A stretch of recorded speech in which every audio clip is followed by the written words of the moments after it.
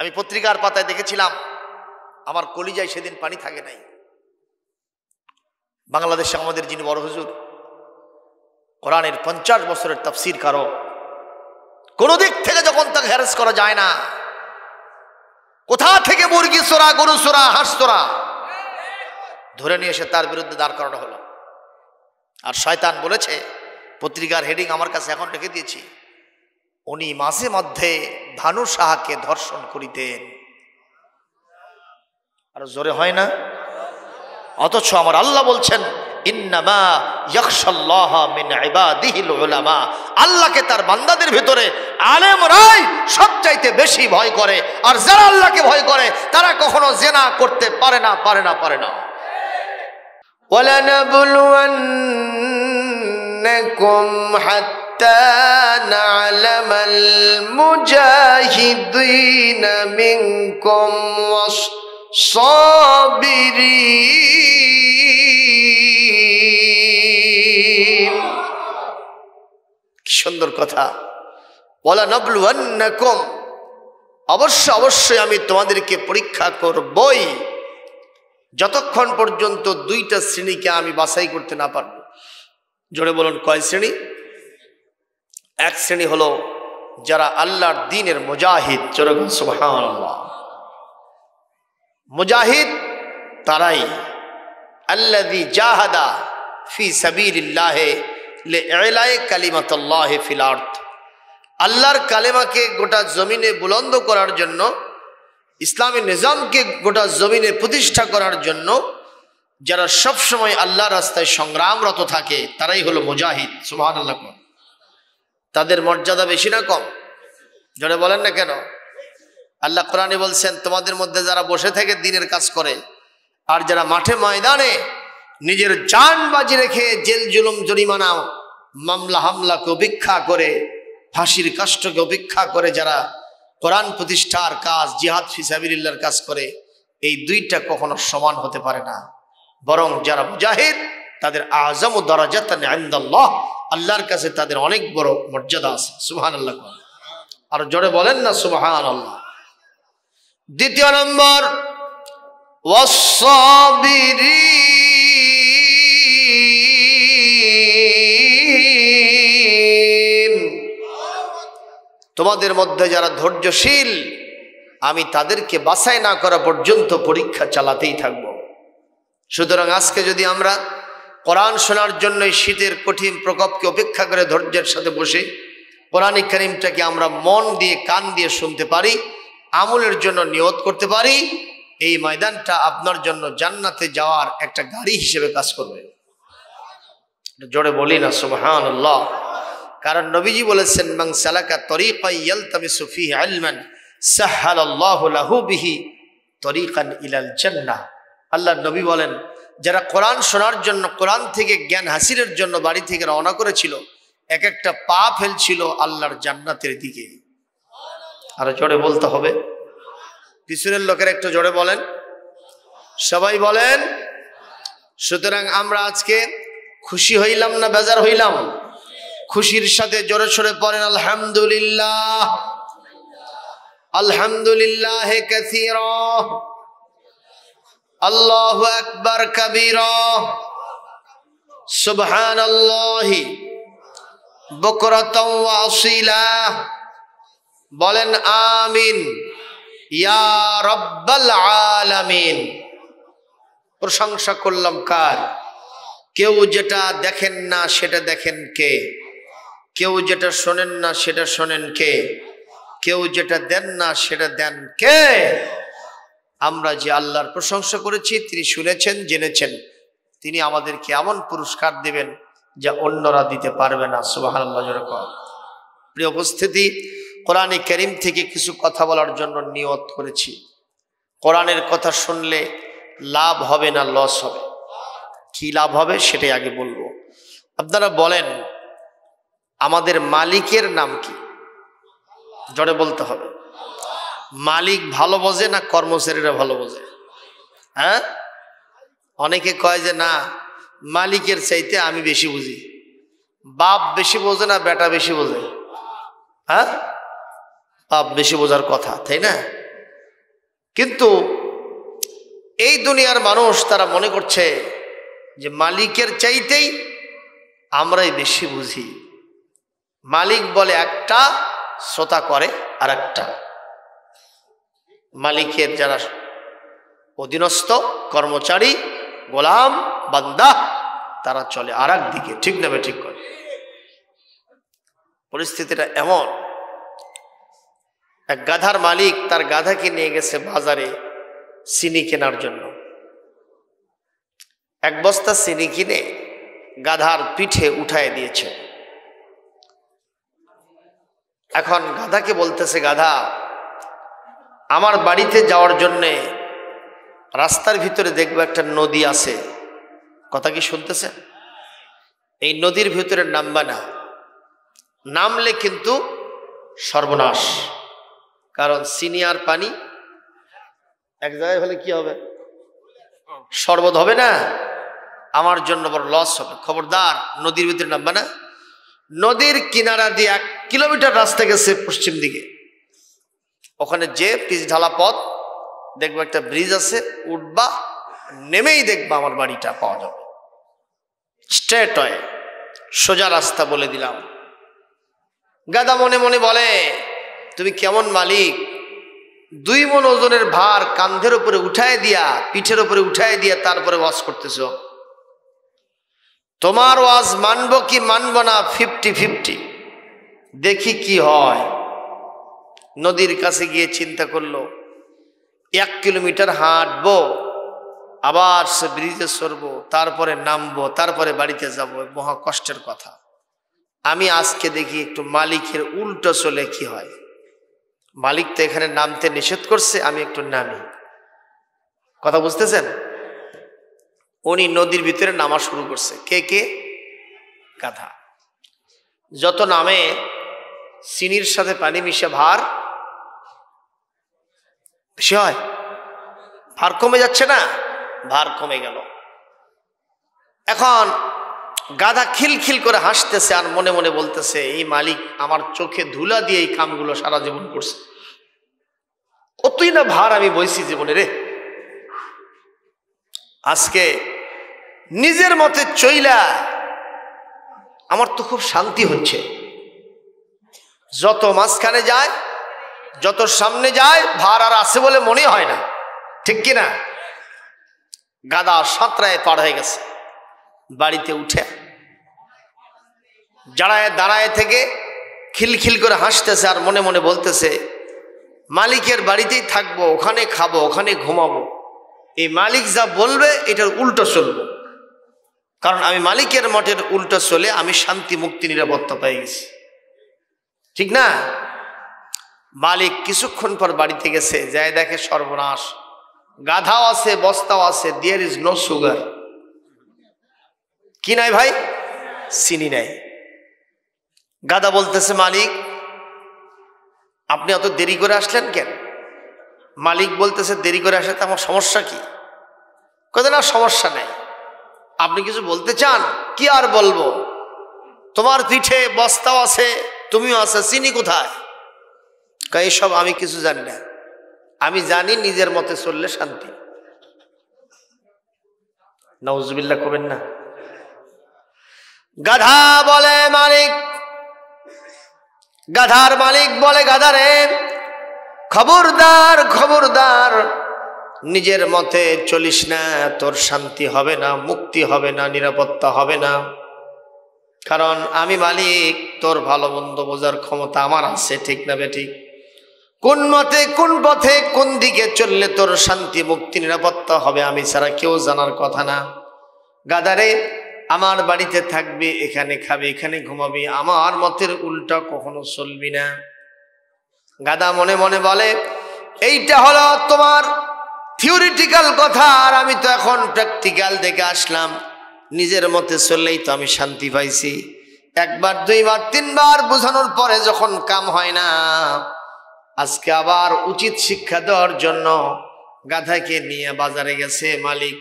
যাওয়ার পরে 1 বস্তা তুলা কিনা পিঠের উপরে উঠায় দিয়েছে।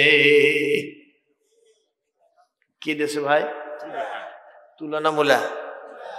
এক বস্তা তুলা কিনে দিয়ে বলে, গাধা, আমার বাড়িতে যাওয়ার জন্য মাঝখানে বিশাল একটা নদী আছে, নদীর ভিতরে নামবা না, নদীর কিনারা দিয়ে 1 কিলোমিটার রাস্তা, এইটা দিয়ে যাবা, ব্রিজের উপরে উঠবা, নামেই দেখবা আমার বাড়িটা, তোমার শান্তি হবে, মুক্তি হবে, নিরাপত্তা হবে, আমারও লাভ হবে।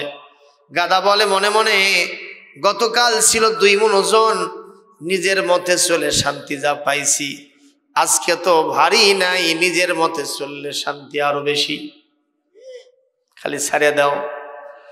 যেই না ছেড়ে দিয়েছে, গাধা নদীর কিনারায় গিয়া চিন্তা ভাবনা ছাড়াই, বিসমিল্লাহ ছাড়াই নামছে। যত নামে ভার খালি কমে। জোরে কন, আরো জোরে। কারণ তুলার সাথে কি ঢুকছে? পানি। গাধা মনে মনে বলে, হাই রে, এরকম হয় কেন, উল্টা পাল্টা হয় কেন, আর একটু সামনে যায় সম্ভবত শান্তি হবে, কম হবে ভার। যত সামনে যায় বিপদ বাড়ে না কমে। লা ইয়ামুতু ফিহা ওয়ালা ইয়াহয়া। গাধা যেন বাঁচেও না, মরেও না, জীবন মরণ সমস্যা হয়ে গেছে গাধার। জোরে কন ঠিক তবে ঠিক। মালিক এদিক থেকে ব্রিজের উপর দিয়া দৌড়ে গিয়ে বলে, ইয়া আইয়ুহাল হিমার, my dear ass, come here at once, তাআল হুনা সারিয়ান, তুমি তাড়াতাড়ি এসো, তোমার গলায় আমি একটা ফুলের মালা পরায় দিব। গাধা বলে, মালিক, আমি তো বাঁচা মরা সমস্যা হয়ে গেছে, আপনি আমাকে আগে বাঁচান, তারপরে আমি আপনার কাছে যাব। গাধার মালিক বলে, এ গাধা, আগে তোমারে বাঁচাবো না কেন, ওখানে তুমি সেটা আগে বলো, তোমার এরকম দশা কেন? গাধা বলে, এটা আমার নিজের মতে চলার ফল। ঠিক না বে ঠিক কন? বলো তোমার সিদ্ধান্ত কি? আমার ফাইনাল ডিসিশন হলো, মালিকের চাইতে অধীনস্থ কখনো ভালো বোঝে না। ঠিক না বে ঠিক? আজ থেকে আমি সিদ্ধান্ত নিয়েছি, মালিকের বাড়িতে থাকবো, ওখানে খাবো, ওখানে ঘুমাবো, আমার মালিক যা বলবে তার উল্টো চলবো না, মালিকের মতে চললে আমার শান্তি হবে। আওয়াজ দিয়ে বলেন, আমাদের মালিকের নামটা কি? জোরে বলেন। সেই মালিকের একটা মত এবং পথ আছে না নাই? যেই মত এবং পথ পাওয়া যায় একটা কিতাবে, তার নামটা কি? কোরআনে কারীম সূরা আল বাকারা ৩০ নম্বর আয়াতের অংশ, ফামান তাবিআ হুদায়া ফালা খাউফুন আলাইহিম ওয়ালা হুম ইয়াহজানুন। আল্লাহ রাব্বুল আলামিন বলেন, আমার মত এই কোরআনের হেদায়েতনামা যারা মেনে চলবে, ব্যক্তি, পরিবার, সমাজ এবং রাষ্ট্রে, তাদের কোনো ভয় হবে না, তাদের কোনো চিন্তা করা লাগবে না। মুফাসসিরিনে কেরাম বলেন, মানুষের এই পৃথিবীতে সবচাইতে বড় ভয় হলো হত্যার ভয়, জেনার ভয়, চুরির ভয়, ডাকাতির ভয়, ছিনতাইয়ের ভয়, কথা বলে না, বদমাইশির ভয়, লুচ্চ গুন্ডামির ভয়। কথা বলেন ঠিক না বেঠিক? আল্লাহ পাক বলেন, এই সমস্ত ভয় থাকবে না যদি তোমরা কোরআন মেনে চলো।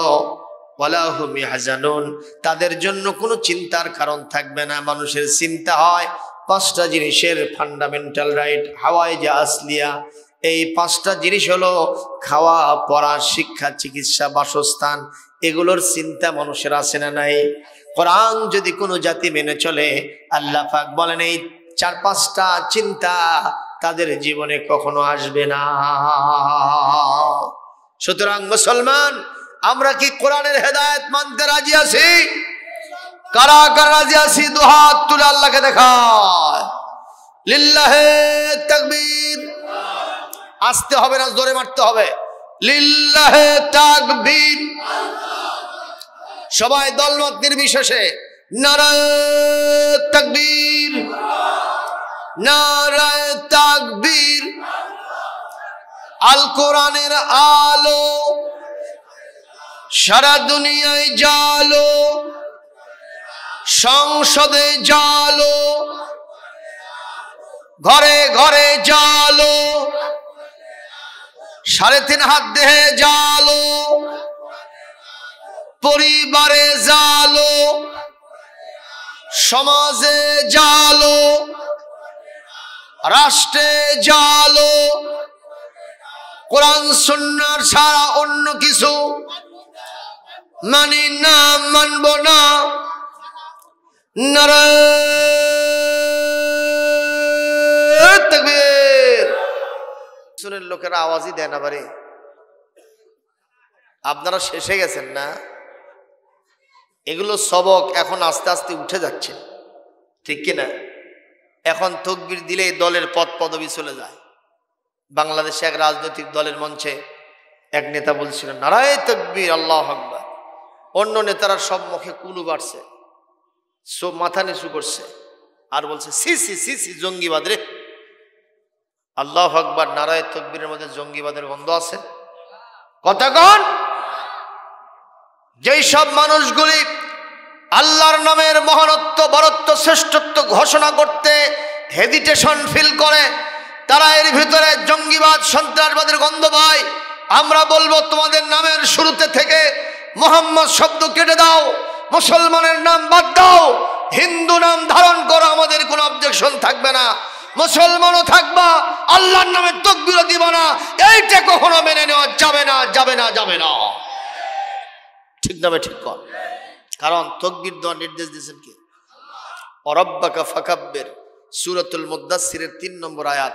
তোমার রবের নামের বারবার জোরে জোরে তাকবীর দাও। এরপরে সূরাতু বানি ইসরাঈল আয়াত নম্বর 111, সর্বশেষ আয়াত, ফাকাব্বিরহু তাকবীরা, তোমরা তোমাদের রবের নামে তুমি তোমার রবের নামে, তার নামে তুমি বারবার জোরে জোরে তাকবীর দাও। জোরে বলেন সুবহানাল্লাহ। আল্লাহর নামের তাকবীর দেওয়াতে আপনার মন খারাপ করলেন নাকি? আমাদের দেশে তো আবার এগুলো কইলে কয় যে এটা বোধহয় অমুক দলের বক্তা রে। আমরা এইসব ভাগ করে নিছি না। এখন বক্তা সাহেব যদি জিহাদের আয়াত টান মারে, কয় যে ওই জামাত ইসলাম। কথা কয় না? হ্যাঁ, জিহাদের আয়াতগুলো সব জামাতক আপনারা দলিল করে দিয়েছেন নাকি? হ্যাঁ, টানা হেসরা করতে করতে তো শেষ না। আর যদি বক্তা সাহেব ইয়া আইয়ুহাল্লাযীনা আমানু যকুরুল্লাহা যিকরান কাসীরা ওয়া সাব্বিহুহু বুকরাতাও ওয়া আসীলা, সূরা আহজাবের এই 40 নম্বর আয়াতটা যখন বক্তা সাহেব টান দেয়, তখন শ্রোতারা কয় এটা পীর মাশায়েখের বক্তা রে। জিকিরের কথা কইছে যে, কথা কয় না। আবার বক্তা সাহেব যখন বলে ইয়া আইয়ুহার রাসূলু বাল্লিগ মা উনজিলা ইলাইকা মির রাব্বিক ওয়া ইন লাম তাফআল ফামা বাল্লাগতা রিসালাতাহু, সঙ্গে সঙ্গে শ্রোতারা কয় বুঝছে এটা তোপলা পাটি। তার মানে কি? তাবলীগ। আসলে আমরা কোরআনটাকে খণ্ড খণ্ড করে নিয়েছি, যার কারণে আজকে সমাজের এই দশা হয়ে গেছে। ঠিক না বেঠিক? অথচ কোরআনে কারীম বলছে শোনেন, এই 3 গ্রুপ আয়াতগুলো যারা বিভিন্ন জায়গায় বিভক্ত করে নিয়েছেন, তাদের জন্য ধমকি উচ্চারণ করেছেন কে? আল্লাহ তাদেরকে রিমান্ডে নেবেন। খালি দুনিয়ার পুলিশ আর র্যাব রিমান্ডে নেয় তাই না, আল্লাহও রিমান্ডে নেবেন। বলবেন যে হুজুর কোথায় আছে, তাড়াতাড়ি জবাব দেন। কোরআনে কারীমের সূরাতুল হিজর, কোন সূরা? 91-92 নম্বর আয়াত, শেষ পাতায় একেবারে। হাফেজ সাহেব দিয়ে ভরা এই গ্রামে, তাই না? আশেপাশে খালি হাফেজ আর হাফেজ। এখানে সাবধানতার সাথে ওয়াজ টান মারা লাগবে।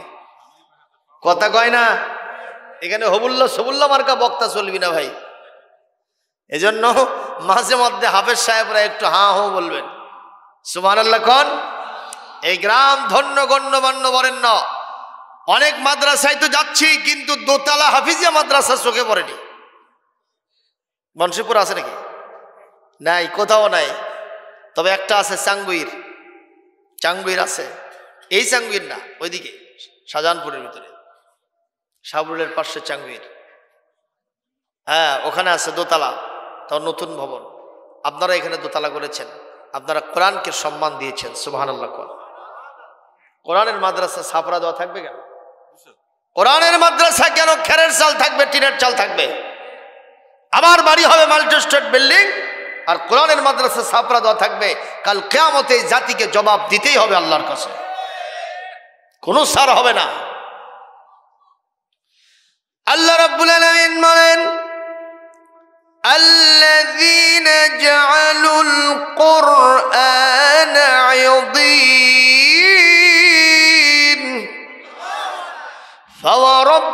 রাব্বিকা লানাসআলান্নাহুম আজমাঈন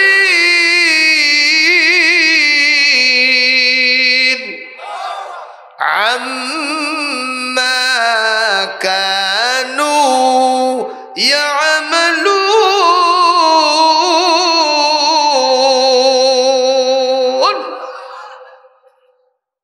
কোরআন তেলাওয়াতে টান দিতে আমার 12টা বাজে, আপনাকে তো 10টাই বাজতেছে না।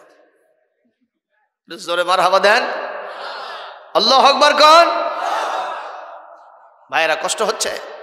আল্লাহ বলছেন আল্লাযীনা জাআলুল কোরআন আযীন, যারা আমার এই কোরআনটাকে খণ্ড খণ্ড করে নিয়েছে। 3 গ্রুপ এখনই বুঝাই দিলাম না কি করেছি আমরা? খণ্ড খণ্ড করেছি। তবলিগের ভাইরা, পীর সাহেবের ভাইরা জিহাদের আয়াত জীবনে মুখ দিয়ে টানি দেন, কথা কয় না। আবার যারা ইসলামী আন্দোলন জিহাদ ফি সাবিলিল্লাহর কাজ করে, তারা জিকির আজকারকে কখনো নিজেদের কাছে টানতেই চায় না, কথা কয় না, ঠিক না ভাইজান? তবলিগ যে সিস্টেম আমাদের দেশে হচ্ছে, সেই তবলিগটাকে তারা অনেকেই ইগনোর করে। এটা উচিত না। তবলিগি ভাইয়েরা বর্তমানে যে দায়িত্ব পালন করছে আমাদের সমাজে, যারা একেবারে মূর্খ নাদান মার্কা মানুষ, ঠিক না, যাদের অক্ষর জ্ঞান নেই, তাদেরকে মাসলা মাসাইল নামাজের পদ্ধতি শিক্ষা দিচ্ছে। সুবহানাল্লাহ কর। প্রাইমারির দায়িত্বটা তাবলিগের ভাইরা পালন করতেছে, কিন্তু প্রাইমারি কি শেষ? হাই স্কুল আছে, এরপরে কলেজ আছে, তারপরে ইউনিভার্সিটি আছে। সুতরাং এইগুলোর দিকেও তো নজর দিতে হবে। এই জন্য অন্যরা সেই দায়িত্ব পালন করেছে, আমরা কেউ কাউকে কখনো ঘৃণা করব না, ঠিক নেবে ঠিক কর। আমাদের প্রভু এক নবীর উম্মত, জীবন বিধান এক, ওই শিবানী কোরআন। তবে কেন এখনো হে মুসলমান এখো এখো করিয়া হো ভাই, ঠিক না বে ঠিক? বাইতুল্লাহ, মদিনা শরীফ, উহুদ পাহাড়, বদরের মাঠ, একটা তো জীবন আর মরণ যে একটাই, একসাথে মিলে মিশে একটাই প্রাণ। আমাদের প্রভু এক নবীর উম্মত, জীবন বিধান এক, ওই শিবানী কোরআন। তবে কেন এখনো হে মুসলমান এখো এখো করিয়া হো ভাই। বলি আমিন, আরো জোরে বলি আমিন। প্রিয় উপস্থিতি, আমি এই জন্যই বলবো, কোরআনটাকে আমরা কখনো খণ্ড খণ্ড করব না। এই কোরআনের পূর্ণাঙ্গটাই আমাদেরকে মেনে চলতে হবে। বলেছেন কে? জোরে বলেন। আফাতুমিনুনা বিবাদিল কিতাবি ওয়া তাকফুরুনা বিবাদ ফামা জাযাউ মান ইয়াফআলু যালিকা মিনকুম ইল্লা খিজিয়ুন ফিল হায়াতিদ দুনিয়া ওয়া ইয়াওমাল কিয়ামাতি ইউরাদ্দুনা ইলা আশাদ্দিল আযাব। আল্লাহ পাক বলেন সূরা আল বাকারার 85 নম্বর আয়াতে, আমার এই কোরআনের কিছু অংশের উপরে তোমরা ঈমান আনছো, মেনে চলছো, আর কিছু অংশকে তোমরা অস্বীকার করছো। এইটা যদি তোমাদের অবস্থা হয়, দুনিয়ার জীবনে আমি তোমাদেরকে লাঞ্ছিত করব। কার কথা? আর আখিরাতের ময়দানে কঠিন জাহান্নামের দিকে আমি তোমাদেরকে নিক্ষেপ করব। চিৎকার দিয়ে বলেন নাউযুবিল্লাহ। সুতরাং পূর্ণাঙ্গ কোরআন মেনে চলার দরকার আছে না নাই? আল্লাহ আমাদেরকে তৌফিক দান করুন, জোরে বলি আমিন। কি ব্যাপার দেখেন তো একটু। কুকুরকে আপনারা জ্বালাতন করবেন না, ডিস্টার্ব করবেন না, চুপ করে বসে থাক, ঠিক না? ওকে জ্বালাতন করলে একটু বলালে দেখবেন ও হাউ হাউ করতে থাকবে। চুপ করে থাক ওখানে, সম্মানিত উপস্থিতি, যেখান থেকে রেসিট করেছি আলোচনা করার জন্য, কোরআনে কারীম সূরা বনী ইসরাঈল 17 নম্বর সূরা 15 নম্বর পারা, এখানে 9 নম্বর এবং 10 নম্বর আয়াতটা আপনাদের সামনে পড়েছি। জোরে বল সুবহানাল্লাহ। এর অর্থটা কি? অর্থ হচ্ছে বিসমিল্লাহির রহমানির রহিম, ইন্না হাযাল কোরআন, নিশ্চয় এই কোরআন। আওয়াজ দিয়ে বলেন কোন কোরআন? একটু শাহাদত অঙ্গুলি দিয়ে দেখায় দেন কোন কোরআন। সবাই দেখেন, সবাই। নিশ্চয় এই কোরআন, ইয়াহদি, রাস্তা দেখায়, পথ দেখায়, ইনস্ট্রাকশন, ডিরেকশন দেয়, ইরশাদ করে। লাল্লাতি হিয়া আকওয়াম, লিল্লাতি হিয়া আকওয়াম, এমন একটা রাস্তার যেই রাস্তাটা হলো স্ট্রেট, সরল এবং সোজা। সুবহানাল্লাহ, সুপ্রতিষ্ঠিত। আর কি? ওয়ায়ুবাশশিরুল মুমিনিনা আল্লাযীনা ইয়ামালুনাস সালিহাত, সেই ইমানদারদেরকে এই কোরআন জান্নাতের শুভ সংবাদ দেয় যারা নাকি ঈমান আনার সাথে সাথে যাবতীয় ভালো কাজ তাদের জীবনের সাথে জড়িয়ে নেয়। সুবহানাল্লাহ। তারপরে কি? আল্লাহ পাক বলেন আন্না লাহুম আজরান কাবীরা, নিশ্চয় তাদের জন্য রয়েছে অনেক বিরাট পুরস্কার। তার মানে যদি আল্লাহর সন্তুষ্টি হয়, তার মানে যদি রাসূলুল্লাহর সুপারিশ হয়, তার মানে যদি জান্নাতুল ফেরদাউস হয়, আপনি কোরআনে কারীম ভিত্তিক জীবন যাপন করবেন, আল্লাহ আপনাকে সব দিয়ে দেবেন। সুবহানাল্লাহ, জোরে বলেন। প্রিয় ভাইরা আমার, ডিস্টার্ব, ইতিহাস থেকে শোনাই, এই কোরআন যারা তাদের জীবনে একবার অনুকরণ করেছেন, তাদের জীবনের আমূল পরিবর্তন করে দিয়েছেন কে? একটু খেয়াল করবেন। ইতিহাসের পাতা উল্টালে একজন মানুষ, তিনি ছিলেন ইসলাম বিদ্বেষী, ইসলামের কথা জীবনে কোনোদিন শুনতে পারেননি এবং শুনলে তার গা জ্বালা হয়েছে। ইসলামের যিনি প্রবর্তক, ইসলামের যিনি প্রচারক, তার নাম হযরত মুহাম্মদ রাসূলুল্লাহ সাল্লাল্লাহু আলাইহি ওয়াসাল্লাম। এই মানুষটাকে হত্যার জন্য যিনি ডিসিশন গ্রহণ করেছিলেন, ফাইনাল প্রোগ্রাম করেছিলেন, সেই ব্যক্তিকে যিনি হত্যা করার জন্য গিয়েছিলেন তার নাম হযরত ওমর ইবনুল খাত্তাব রাদিয়াল্লাহু তাআলা আনহু। জোরে কোন ঠিক না ঠিক? মক্কার গভর্নমেন্ট ঘোষণা করল মুহাম্মাদের কল্যাণ, অথবা তাকে কেউ যদি জীবিত উদ্ধার করে অথবা তার শিরচ্ছেদ করে আমাদের কাছে নিয়ে এসে দিতে পারে, 1 নয় 2 নয়, মরুভূমির 100 জাহাজ তাকে পুরস্কার দেওয়া হবে। মরুভূমির জাহাজের নাম কি? ওট। 100টা ওট পুরস্কার পাবে। এই জন্য সবার আগে হযরত ওমর বলেন তো, আমার নবী কি খুব খারাপ মানুষ? জোরে বলেন, ভালো মানুষ না খারাপ মানুষ? ওনার চাইতে ভালো মানুষ পৃথিবীতে অতীতে ছিল, বর্তমানে আছে, কিয়ামত পর্যন্ত কেউ হতে পারবে? যদি কেউ মনে করে আমি নবীর চাইতে ভালো হব, এর চাইতে বড় জাহান্নামী আর কেউ, ঠিক না ঠিক বলেন? ভাইরা আমার নবীজির মাথা যে ব্যক্তি কাটতে যায়, এই মানুষটা কি আলোতে না অন্ধকারে আছে? ঠিক না ঠিক? হযরত ওমর খোলা তরবারি নিয়ে রাস্তা দিয়ে যখন হাঁটতেছিলেন, তখন রাস্তার এই পাশে কয়েকজন লোক একটু জটলা পাকাচ্ছে। হযরত ওমর জিজ্ঞেস করলেন, মাযা তাসনাউনা ফি হাদাল মাকান, তোমরা এই জায়গাতে দাঁড়ায় থেকে কে কি করছো, কি করো এখানে তোমরা? ওরা বলল, ওমর কাম হিয়ার তাল হুনা, তুমি এখানে একটু চলে আসো, এখানে একটু দৌড়ে আসো। হযরত ওমর সেখানে গেলেন, বললেন, তোমরা দেখো, তুমি দেখো তো এই যে মাঝখানে একটা গাভী দেখতে পাচ্ছ? বলে হ্যাঁ।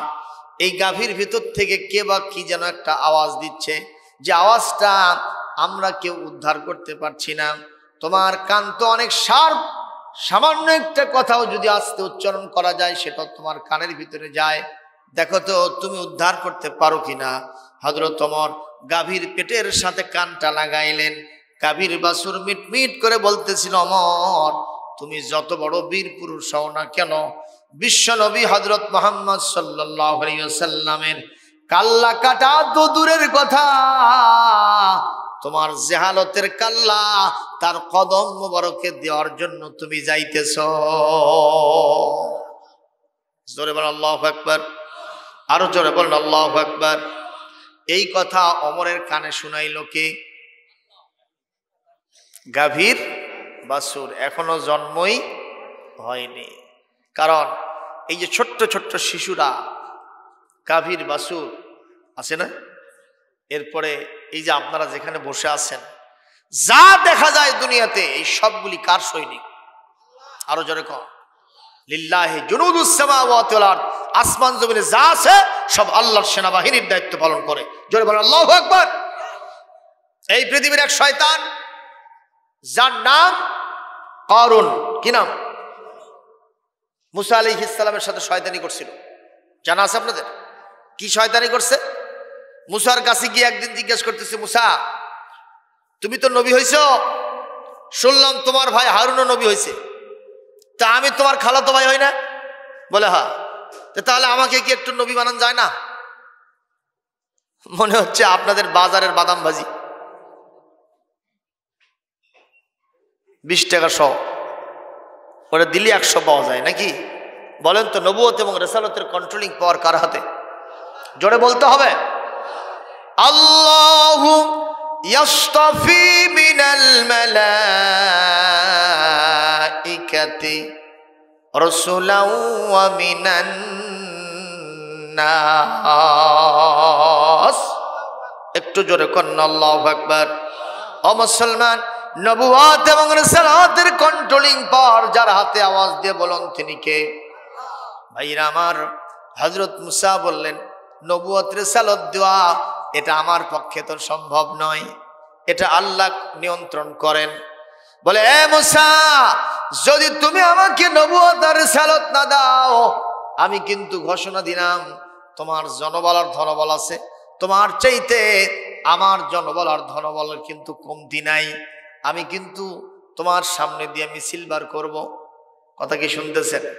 হযরত মুসা আলাইহিস সালাম এদিকে মিটিং করতেছেন, বনি ইসরাইলদের সমাবেশে তিনি কোরআন হাদিস থেকে, তাওরাতের কিতাব থেকে, আসমানি কিতাব থেকে তিনি ওয়াজ করতেছেন। আর ওদিক থেকে নবুয়ত রিসালাত না পাওয়ার ক্ষোভে বিক্ষোভে ওই কারণ বিশাল বাহিনী নিয়া, চাকর নৌকর নিয়া একটা বিশাল মিছিল ওদিক থেকে পদার্পণ করতেছে, ধুলা উড়াইতেছে। হযরত মুসাকে দেখাতে চান তোমার চাইতে আমার জনবলের পরিমাণ বেশি। আপনারা বলেন, জনবল আর ধনবল এটা দিয়ে কি কখনো নবুয়ত রিসালাত পাওয়া যাবে?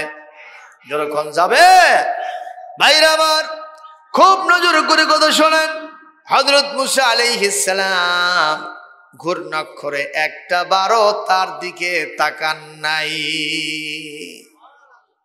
একজন মানুষ যদি আপনার সামনে এসে হিরোগিরি দেখায়, কলার নাড়ে, আর আপনি যদি তার দিকে না তাকান, জবটা ওখানে হয় না? হয় না? কথা কয় না? ওই হিরোটা কি হয়ে যায়? জিরো হয়ে যায়। তার ভিতরে রাগ আর ক্ষোভ তখন আরো বেশি হতে থাকে। হাই রে, ওরে দেখানোর জন্য আমি এই কাম করলাম, আর ওই তাকালই না। তাহলে হিরো ওই বেশি না হযরত মুসা বেশি? টাইম নেই আল্লাহ নবীদের কাছে কারো হিরোগিরি দেখানোর কোনো টাইম নাই। যেরকম ঠিক না বেটে?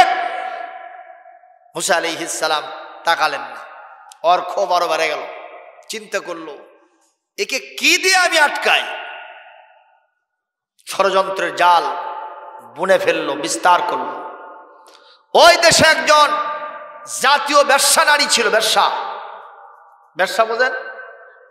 যারা যৌবনের তাড়না মিটানোর জন্য টাকা পয়সা দেয়, টাকা পয়সা নিয়ে মানুষকে জীবন যৌবন উপভোগ করার সুযোগ দেয়, ইজ্জত বিক্রি করে যারা জীবন চালায়, তারা হলো ব্যবসা নারী। যেরকম ঠিক না বেঠিক? নষ্টা ভ্রষ্টা এরকম আমাদের দেশে আছে না নাই? বাংলাদেশে প্রস্কটার নাই, তারা জেনারেল লাইসেন্স পাইছে। এই একজনই নাউজুবিল্লাহ করলো, অন্যরা কি খুশি নাকি? জোরে বলেন। এই বাংলাদেশে যার পরতে পরতে আল্লাহর ওলিরা শুয়ে আছে, কতক্ষণ এইরকম হাফিজিয়া মাদ্রাসা হাজার হাজার লাখে লাখে, ঠিক না ঠিক? যেই দেশে ফজর আজানে ঘুম ভাঙে, আমাদের রাজধানীকে ক্যাপিটাল অফ সিটি অফ মস্ক বলা হয়, মসজিদের শহর বলা হয়, ঠিক না ঠিক বলেন? যেই দেশে 1 কোটির উপরে একটা সিজনে কোরআনের মাহফিল হয়, গোটা বিশ্বের শ্রেষ্ঠ ইজতেমা হয়, টঙ্গীর ময়দানে, জোরে বলতে হবে কথা ঠিক কিনা? সেই দেশে এই ধরনের প্রকাশ্যে জিনা ব্যভিচারের লাইসেন্স দেওয়া হবে, তারা রাস্তাঘাটে ঘুরে বেড়াবে খদ্দেরকে ধরার জন্য। এইটা আমার দেশে কখনো মেনে নেওয়া যায় না, যায় না, যায় না। কথা বলেন না কেন? আমরা বলতে চাই, আমরা সব সময় দেখেছি, বুঝেছি, বিভিন্ন সময় অবলোকন করেছি, মানব রচিত বস্তা পচা মতবাদ দিয়ে সব জিনা ব্যভিচার প্রকাশ্যে সমস্ত বেলেল্লাপনা বন্ধ হবে না যতদিন পর্যন্ত ওহীর বিধান আল কোরআন এই সমাজে প্রতিষ্ঠা করা যাবে না। জোরে বলুন কথা ঠিক কিনা?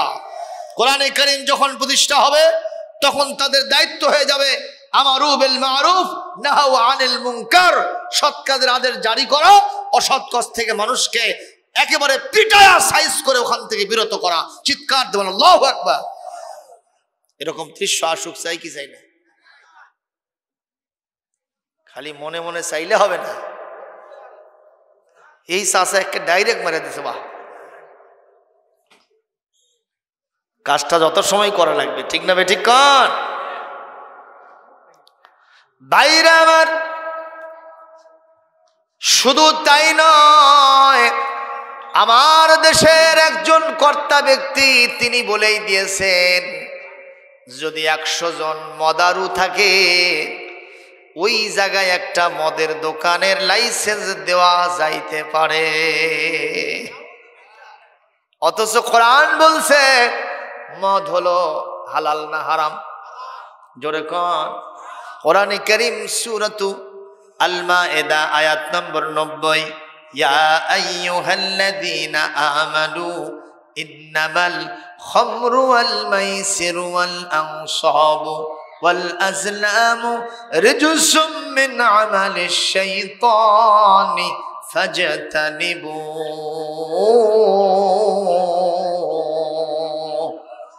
ফাজতানিবুহু লাআল্লাকুম তুফলিহুন। আল্লাহু আকবার। জোরে বলতে হবে, আরো জোরে বলতে হবে আল্লাহু আকবার।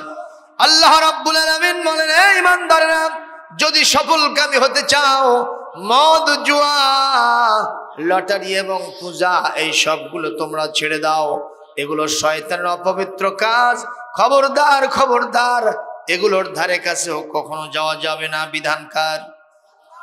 অথচ আমি আজকে যখন শহর থেকে আসতেছিলাম, বনানীতে দেখলাম একটা হোটেলের নাম বার হোটেল।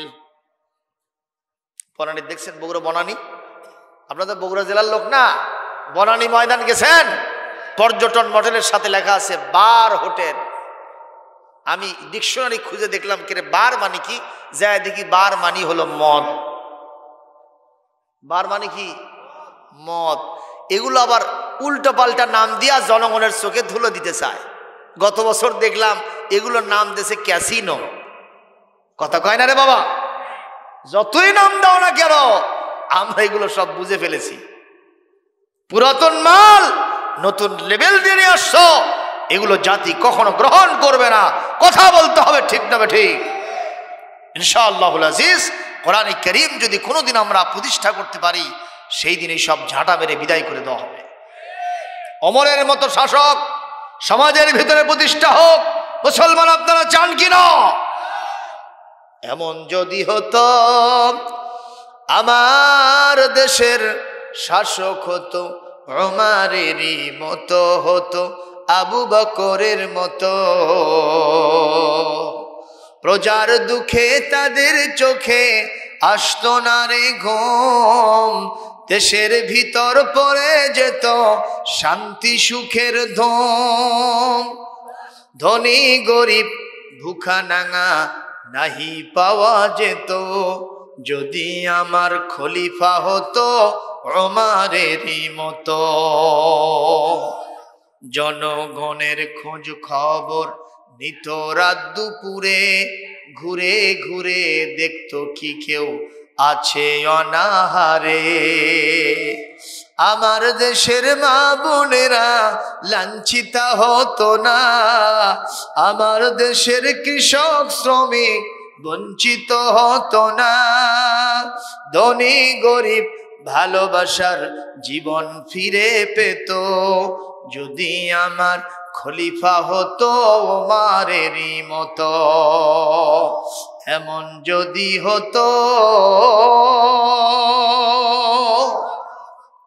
গভীর রাত, একা একা হাঁটতেছেন মরুভূমির ভিতরে, ছোট্ট একটা তাঁবু টানায়া একজন মহিলা চুলায় আগুন ধরে দিয়া কি যেন রান্না করছে। হযরত ওমর এক পা দুপা করে সেখানে চলে গেলেন, যে দেখলেন একজন মহিলা একটা পাতিল উনুনের উপরে দিয়া সেটা জাল দিচ্ছে, রান্না করতেছে। আর ছোট্ট ছোট্ট বাল বাচ্চাগুলি একেবারে ক্ষুধার জ্বালে অস্থির হয়ে কান্নাকাটি করতেছে, গড়াগড়ি দিচ্ছে। হযরত ওমর জিজ্ঞেস করলেন, ও মহিলা, কি তোমার নাম, কোথায় তোমার, কি তোমার পরিচয়, কোথা থেকে তুমি আসছো এখানে, কেন তুমি?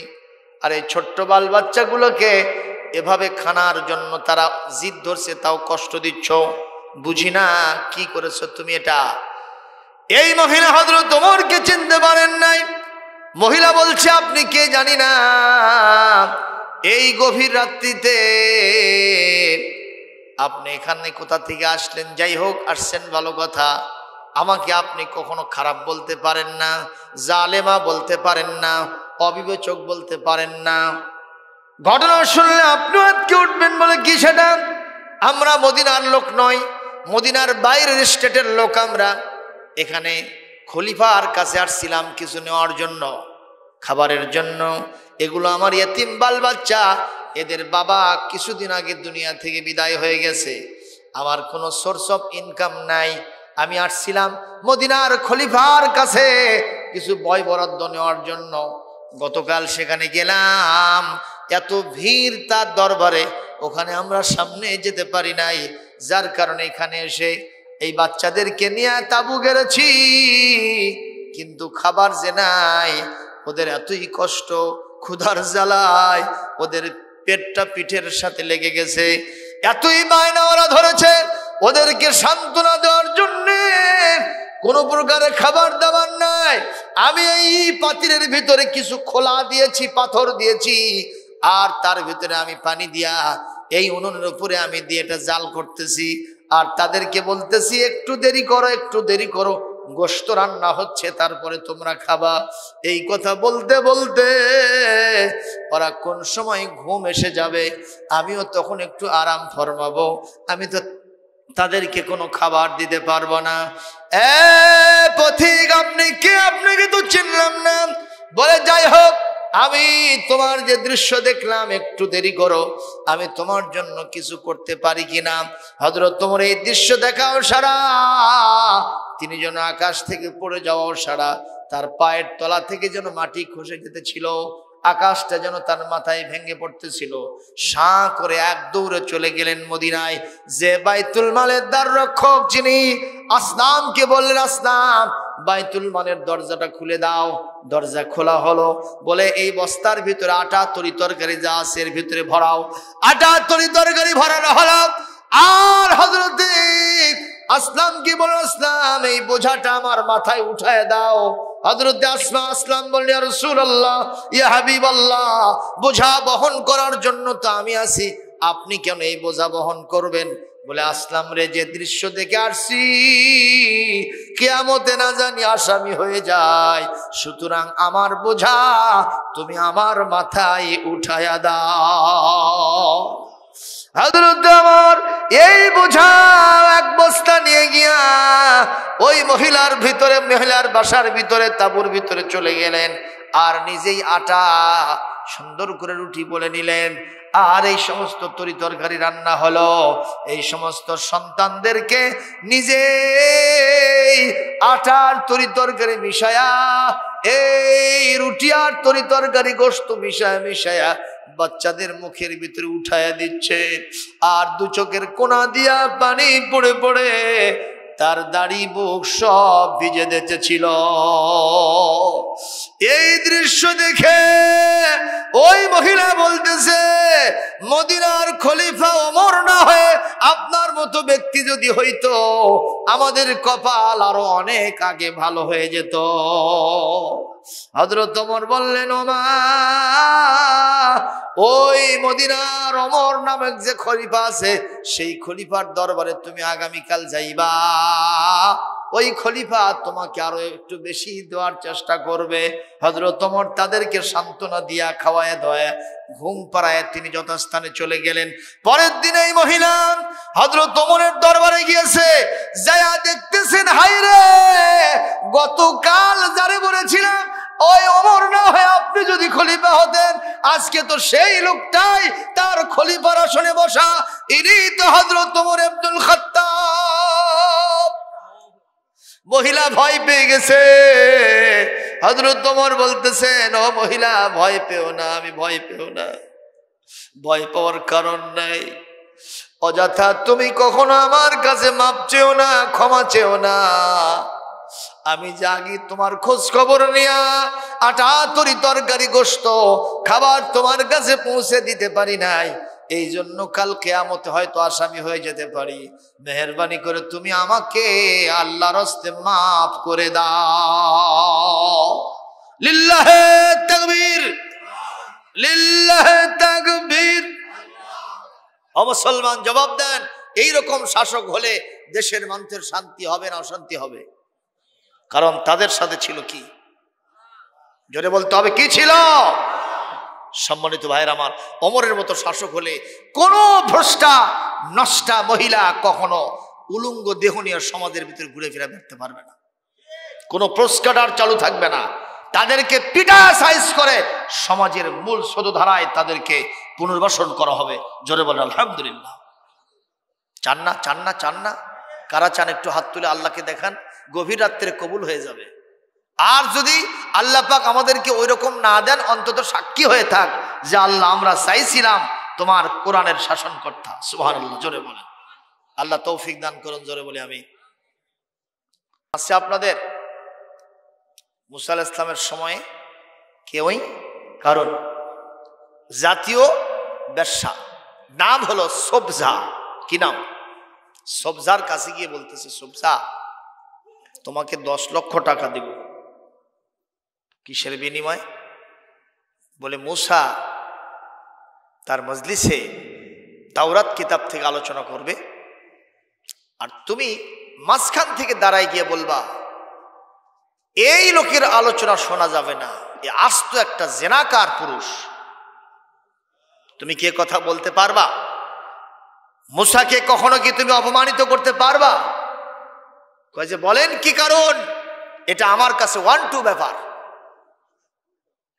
নাউজুবিল্লাহ। কোন? টাকা দেন। কয় যে, টাকা প্রথম থাকবে তোমার জন্য 5 লক্ষ, আর কামটা যখন সারতে পারবা তখন দেওয়া হবে আরো 5 লক্ষ। খারাপ লাগতেছে নাকি আপনাদের? কারণ মুসার বিরুদ্ধে ষড়যন্ত্র করতেছে। এই দুনিয়াতে এরকম আছে না নাই? কোন দিক থেকে যখন না পারে তখন চরিত্রের উপর আঘাত আনার চেষ্টা করে। ঠিক না বে ঠিক? আমি পত্রিকার পাতায় দেখেছিলাম, আমার কলিজায় সেদিন পানি থাকে নাই। বাংলাদেশে আমাদের যিনি বড় হুজুর, কোরআনের 50 বছরের তাফসীর কারক, কোন দিক থেকে যখন তাকে হ্যারাস করা যায় না, কোথা থেকে মুরগি চোরা, গরু চোরা, হাঁস চোরা ধরে নিয়ে এসে তার বিরুদ্ধে দাঁড় করানো হলো। আর শয়তান বলেছে, পত্রিকার হেডিং আমার কাছে এখন রেখে দিয়েছি, উনি মাঝে মধ্যে ভানু সাহাকে ধর্ষণ করিতেন। আর জোরে হয় না? অথচ আমার আল্লাহ বলছেন, ইন্নামা ইয়াখশাল্লাহা মিন ইবাদিহিল উলামা, আল্লাহকে তার বান্দাদের ভিতরে আলেমরাই সবচাইতে বেশি ভয় করে। আর যারা আল্লাহকে ভয় করে তারা কখনো জিনা করতে পারে না, পারে না, পারে না। কথা বলেন না কেন? কাল কিয়ামতে আসামি হতে হবে, তাতে কোনো সন্দেহ নাই।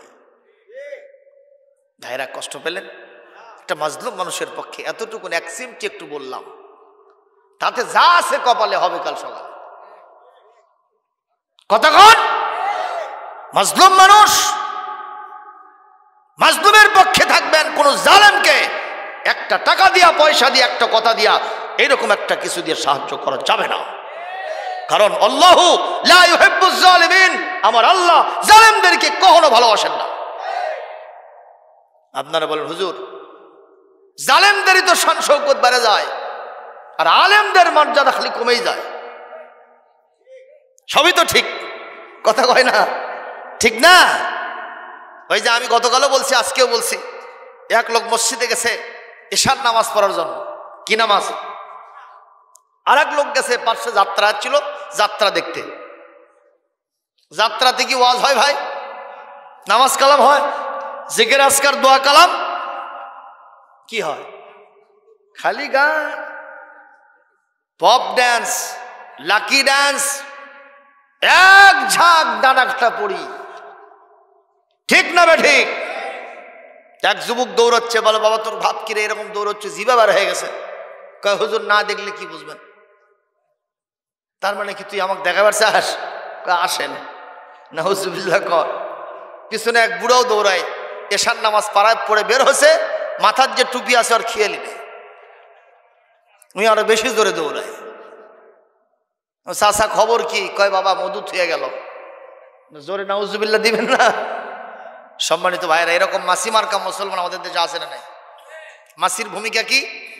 এক গামলা বিরিয়ানি পাক করে রাখছেন, ওখানে বসতে সমস্যা আছে? বসলো।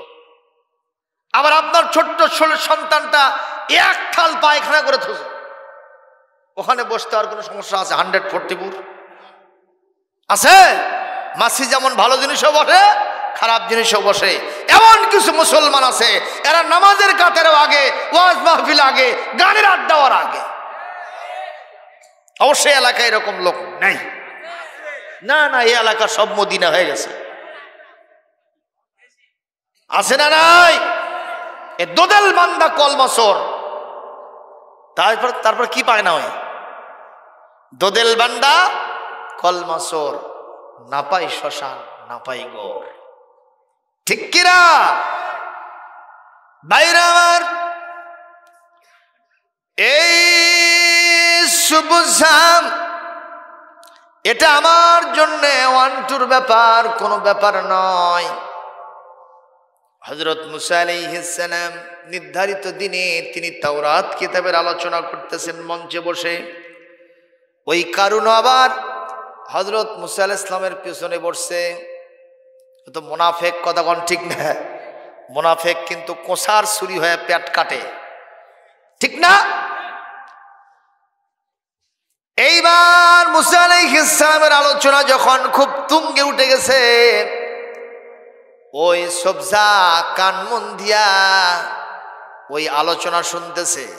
ওয়াইদা সামিউ মা উনজিলা ইলার রাসূলি তারা আয়ুনাহুম তাফিদু মিনাদ দাম'i মিম্মা আরাফু মিনাল হাক্কি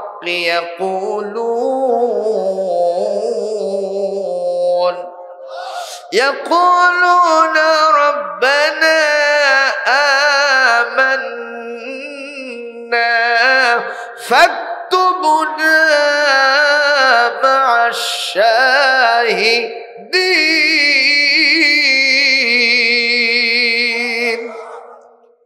আল্লাহু আকবার। আসতে হলো ভাই, আর একটু জোরে মারেন।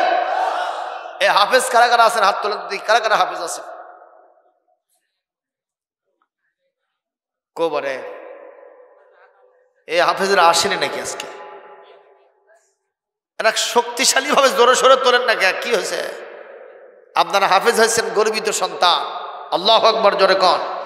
এই মুরব্বী মানুষটা হাফেজ বলে আল্লাহু আকবার, সুবহানাল্লাহ। এই তৈয়বপুর গ্রাম নামটাও খুবই সুন্দর। বাংলাদেশে এমন কিছু নাম আছে বিদঘুটা। গেলাম নীলফামারী জলঢাকা উপজেলায়, তো যাই একটা গ্রামে উঠছি, যেই গ্রামের নাম হলো খুঁটা মারা। যখন কি মারা, আমি চিন্তা করলাম আল্লাহ আমাকে খুঁটা মারে নাকি রে, কি বিদঘুটে নাম, চিন্তা করেন। আর সেক্ষেত্রে আপনাদের নাম কত সুন্দর, তৈয়বপুর। তৈয়ব মানে কি? পবিত্র। সুবহানাল্লাহ। এই গ্রামের লোকেরা সব পবিত্র মানুষ, কোনো বেনামাজি নাই। কে হাই সর্বনাশ, এই গ্রামে কোনো সুদ চলে না। চলে কি কয়বারে? ঘুষ চলে না। এই গ্রামের লোকেরা মিথ্যা বলে না। এই গ্রামে কোনো বেপরদা নারী নাই। সুদের আড্ডা বসে, হাই সর্বনাশ। আমাদের অবস্থা হয়েছে এরকম, নাম ফজর আলী, সকাল 10টার আগে ঘুম থেকে ওঠে না। নাম আতর আলী, খালি দুর্গন্ধ গাওয়াত আছে না, মানে নামের সাথে কোনো কামের মিল নাই। নাম তোমার আব্দুর রহমান, কাজে কর্মে রবার্টসন, নামাজ রোজার ধার ধারে না, ইসলামী জীবন মানে না হাদিস কোরআন।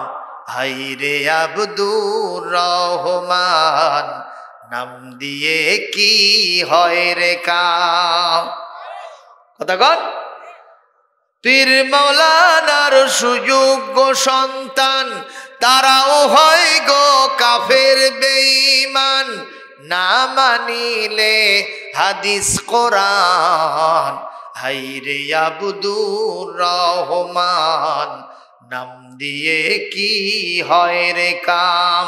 নাম তোমার আব্দুর রহমান, কাজে কর্মে রবার্টসন, নামাজ রোজার ধার ধারে না, ইসলামী জীবন মানে না হাদিস কোরআন। হাইরে আব্দুর রহমান, নাম দিয়ে কি হয় রে কাম। ঠিক কিনা? তাই বলে আবার খারাপ নামও রাখা যাবে? বাংলাদেশে একজন ছিল যার নাম শামসুর রহমান। সে আবার আজানের ধ্বনিকে বেশ্যার চিৎকারের সাথে তুলনা করে। এটা জোরে কবেন না নাউজুবিল্লাহ। আর একজন ছিলেন কাজী নজরুল ইসলাম। তিনি বলেছিলেন, মসজিদের পাশে আমার কবর দিও ভাই, যেন গড়ে থেকে মুয়াজ্জিনের আজান শুনতে পাই। যেমন জাতের মুর্দা তেমন জাতেরই জানাজা হয়। এই কবি শামসুর রহমান যখন মারা গেল, তার জানাজা পড়ানোর জন্য ঢাকা বিশ্ববিদ্যালয়ের কেন্দ্রীয় মসজিদে তার লাশটা নিয়ে যাওয়া হয়েছে। অথচ আপাদ মস্তক একজন নাস্তিক, আল্লাহকে বিশ্বাস, কিন্তু জানাজা পড়ান লাগবে ঢাকা বিশ্ববিদ্যালয়ের কেন্দ্রীয় জামে মসজিদের ইমামের, খতিবের। খতিব সাহেব আগে বলছে, ওই শয়তান আর নাস্তিককে যদি এখানে নিয়ে আসা হয়, আমি জানাজা পড়ব না, তাতে যদি ইমামতি 14 বার যায় চলে যাক, দরকার নাই। এরকম ইমাম দরকার আছে না নাই? জোরে কোন।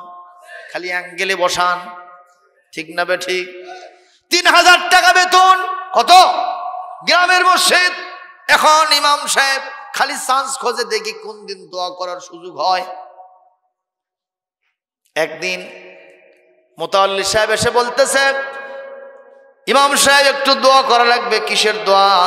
আমার ছেলে বিসিএস পরীক্ষা দিয়েছে, একটু চান্স যেন হয়ে যায়, আর আমার ছেলে যেন একটা ভালো সরকারি চাকরি পায়। কই আজকে সেই রকম দোয়া হবে। যখন আল্লাহু আকবার, সব মুসল্লিদেরকে নিয়ে বসে গেছেন, সেই রকম দোয়া কালাম। এক পর্যায়ে হাত তুলছে, আল্লাহ গো, আমাদের কলিজার টুকরা এই মসজিদের সম্মানিত মোতাওয়াল্লি সাহেব, ওনার ছেলে একজন বিসিএস ক্যাডার হওয়ার জন্য আগামীকাল তার পরীক্ষা হবে।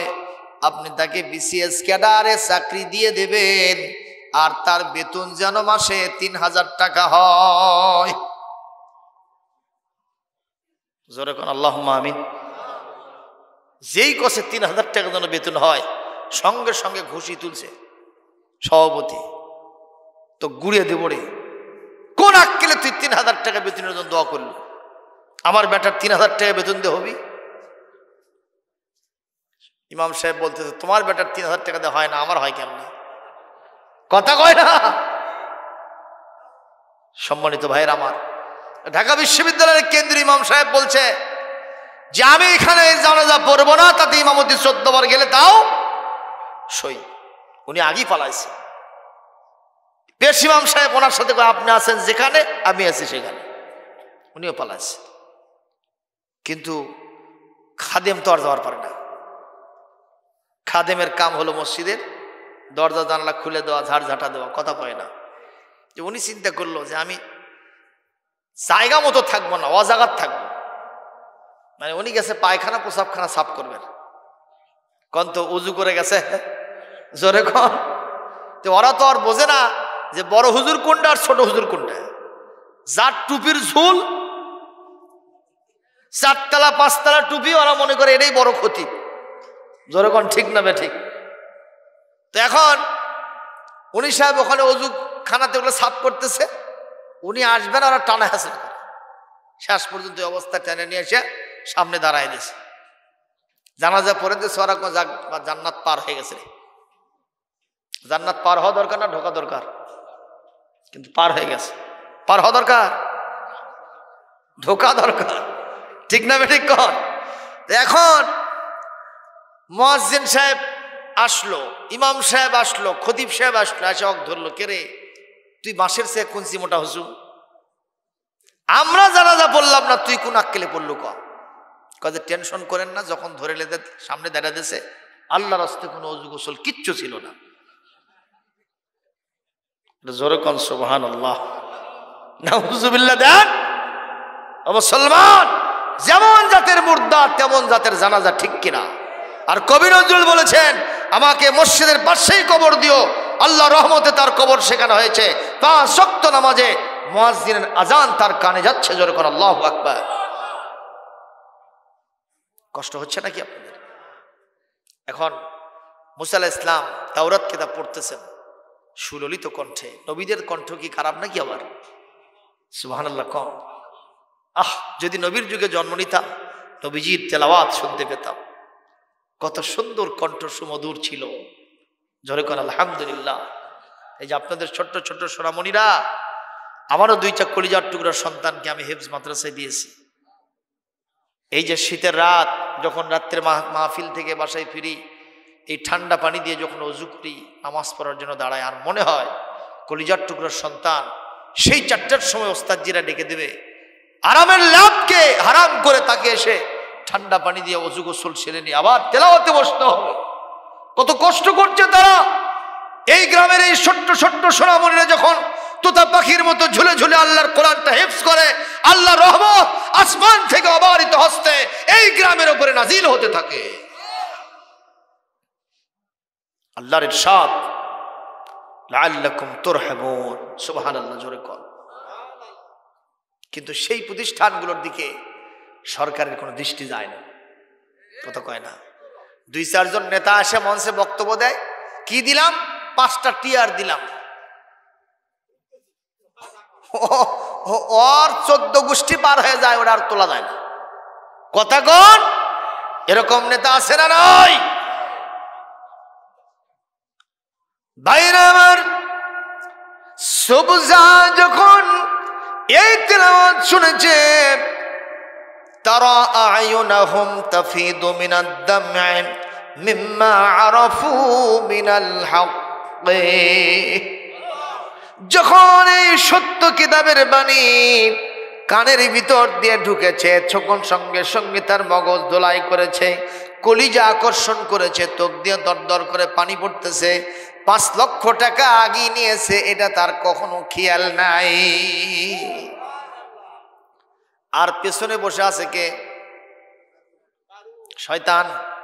কারণ কি বসে আছে? কারণ খালি পেছন থেকে এরকম আসমাস করতেছে, কে রে ওঠে না কে? 5 লাখ টাকা আগে দিছি, কতক্ষণ কেন ওঠে না? যখন ওঠে না তখন পিছন থেকে খালি এরকম ইঙ্গিত করে, চুপ যা। কি কয়? ওঠো ওঠো, কিন্তু সবজার কোনো খেয়াল নাই। সবজা শুনতেছে আল্লাহর কিতাব, সুবহানাল্লাহ। আল্লাহর কিতাবের মজা যারা পায়, কোনো দিকে তাদের আর খেয়াল থাকে না, ঠিক কিনা? আর আমাদের ভিতরে কোরআনের মজা নাই। কোরআনের মজা থাকলে এই মাহফিল কানায় কানায় পূর্ণ হয়ে যাওয়ার কথা ছিল, ঠিক না বে ঠিক? তারপর আলহামদুলিল্লাহ কঠিন শীতের প্রকোপকে উপেক্ষা করে যারা এসেছেন, আমি আমার কলিজা ভরা মহব্বত আপনাদের জন্য পেশ করছি, শুভেচ্ছা জানাচ্ছি। আল্লাহ যেন এই রাত্রিতে সবাইকে তার খাস অফিস থেকে রহমত বরাদ্দ দেন, আর সবাইকে যেন জান্নাতের জন্য কবুল করে। কষ্ট পাচ্ছেন ভাইরা? সুবজা যখন ওঠে না, ও মনে মনে বলে 5 লক্ষ টাকা বুঝি গোল্লায় যায়। আস্তে করে শেকেল সুরুত পাল্টায়া মঞ্চের পিছন থেকে নেমে চাদর মুড়ি দিয়ে পেছনে গেছে। যে 1টা 2টা 3টা 4টা খুঁটি এরকম মনে করেন, আস্তে আস্তে শেকেল সুরুত পাল্টায়া গোপনে গোপনে এসে সুবদার পেছনে বসছে। বসে জোরে একটা গুঁতো মারছে। সুবজা পেছনের দিকে তাকায় দেখে হিস। কারণ ঠিক না বেটি? কারণ কি বলে তুমি? বলে এতক্ষণ ধরে তুমি কেন দাঁড়াও না? মুসার বিরুদ্ধে কেন তুমি অ্যাকশনে যাও না? কেন তুমি রিমার্ক ছড়াও না? কেন তুমি তাকে অপবাদ দাও না? কেন বলো না মুসার বক্তব্য শোনা যাবে না, কারণ মুসা হলো জেনাকার? একটু জোরে কি নাউজুবিল্লাহ দেওয়া যায় না? সুবজা বলতেছে তুমি যে 5 লক্ষ টাকা নিয়েছো, আমাকে দিয়েছো, সেটা তুমি এখন ফেরত নিয়ে নাও। আমি তাওরাতের বাণীটা শোনার পরে আমার কলিজা, আমার কান, আমার সবকিছু ধোলাই হয়ে গেছে। আমি আর মুসার বিরুদ্ধে কখনো অ্যাকশনে যাব না। একটু জোরে বলেন না আল্লাহু আকবার। অন্য একটি রাওয়ায়াতে আসছে মুসলমান সুবজা যখন দেখলো 5 লক্ষ টাকা যখন নিয়ে নিছি, এই মুহূর্তে একটু কথাটা বলেই দেই, তাহলে 5 লক্ষ টাকা হালাল হবে। ওই ওখান থেকে দাঁড়ায় গেছে, যে বলতেছে ও জনসাধারণ, খবরদারে মুসার বক্তব্য শুনবে না।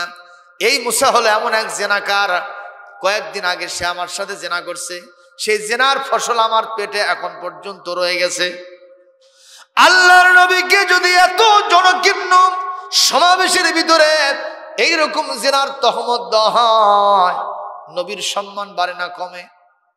সম্মান কমে যায়, তার মাথাটা হিট হয়ে যায়। তিনি অত্যন্ত লজ্জিত হয়ে মঞ্চের উপরে আল্লাহর জন্য সেজদায় পড়ে গেছে। আর একজন মানুষ যখন সেজদায় পড়ে যায়, আল্লাহর মাঝে আর তার মাঝে কোনো দূরত্ব থাকে না। কোরআনে কারিমে আল্লাহ বলেন ওয়াসজুদু ওয়াক্তারিব, সেজদা দাও আর সেজদার মাধ্যমে আমার নিকটবর্তী হয়ে যাও। তার মানে নামাজ পড়ার দরকার আছে না নাই? কিন্তু আমার দেশে কিছু শয়তান মার্কা পীর আছে না নাই? কোন ভণ্ড? পানির তলে আগুন জ্বলে, পানির তলে আগুন জ্বলে, ঝড় বাতাসে নেবে না। আমার বাবার মুরিদ হলে নামাজ রোজা লাগে না। একটু জোরে কন্যা নাউজুবিল্লাহ। এই সব বাবাকে মারতে হবে থাবা।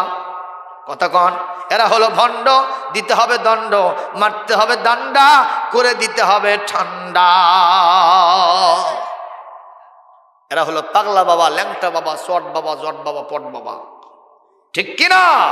ও বাবা পাগলা বাবা, ও বাবা ল্যাংটা বাবা, ও বাবা চট বাবা, জট বাবা, পট বাবা, কলকে বাবা, কবরেতে বাঁচাবে তোর কোন বাবা?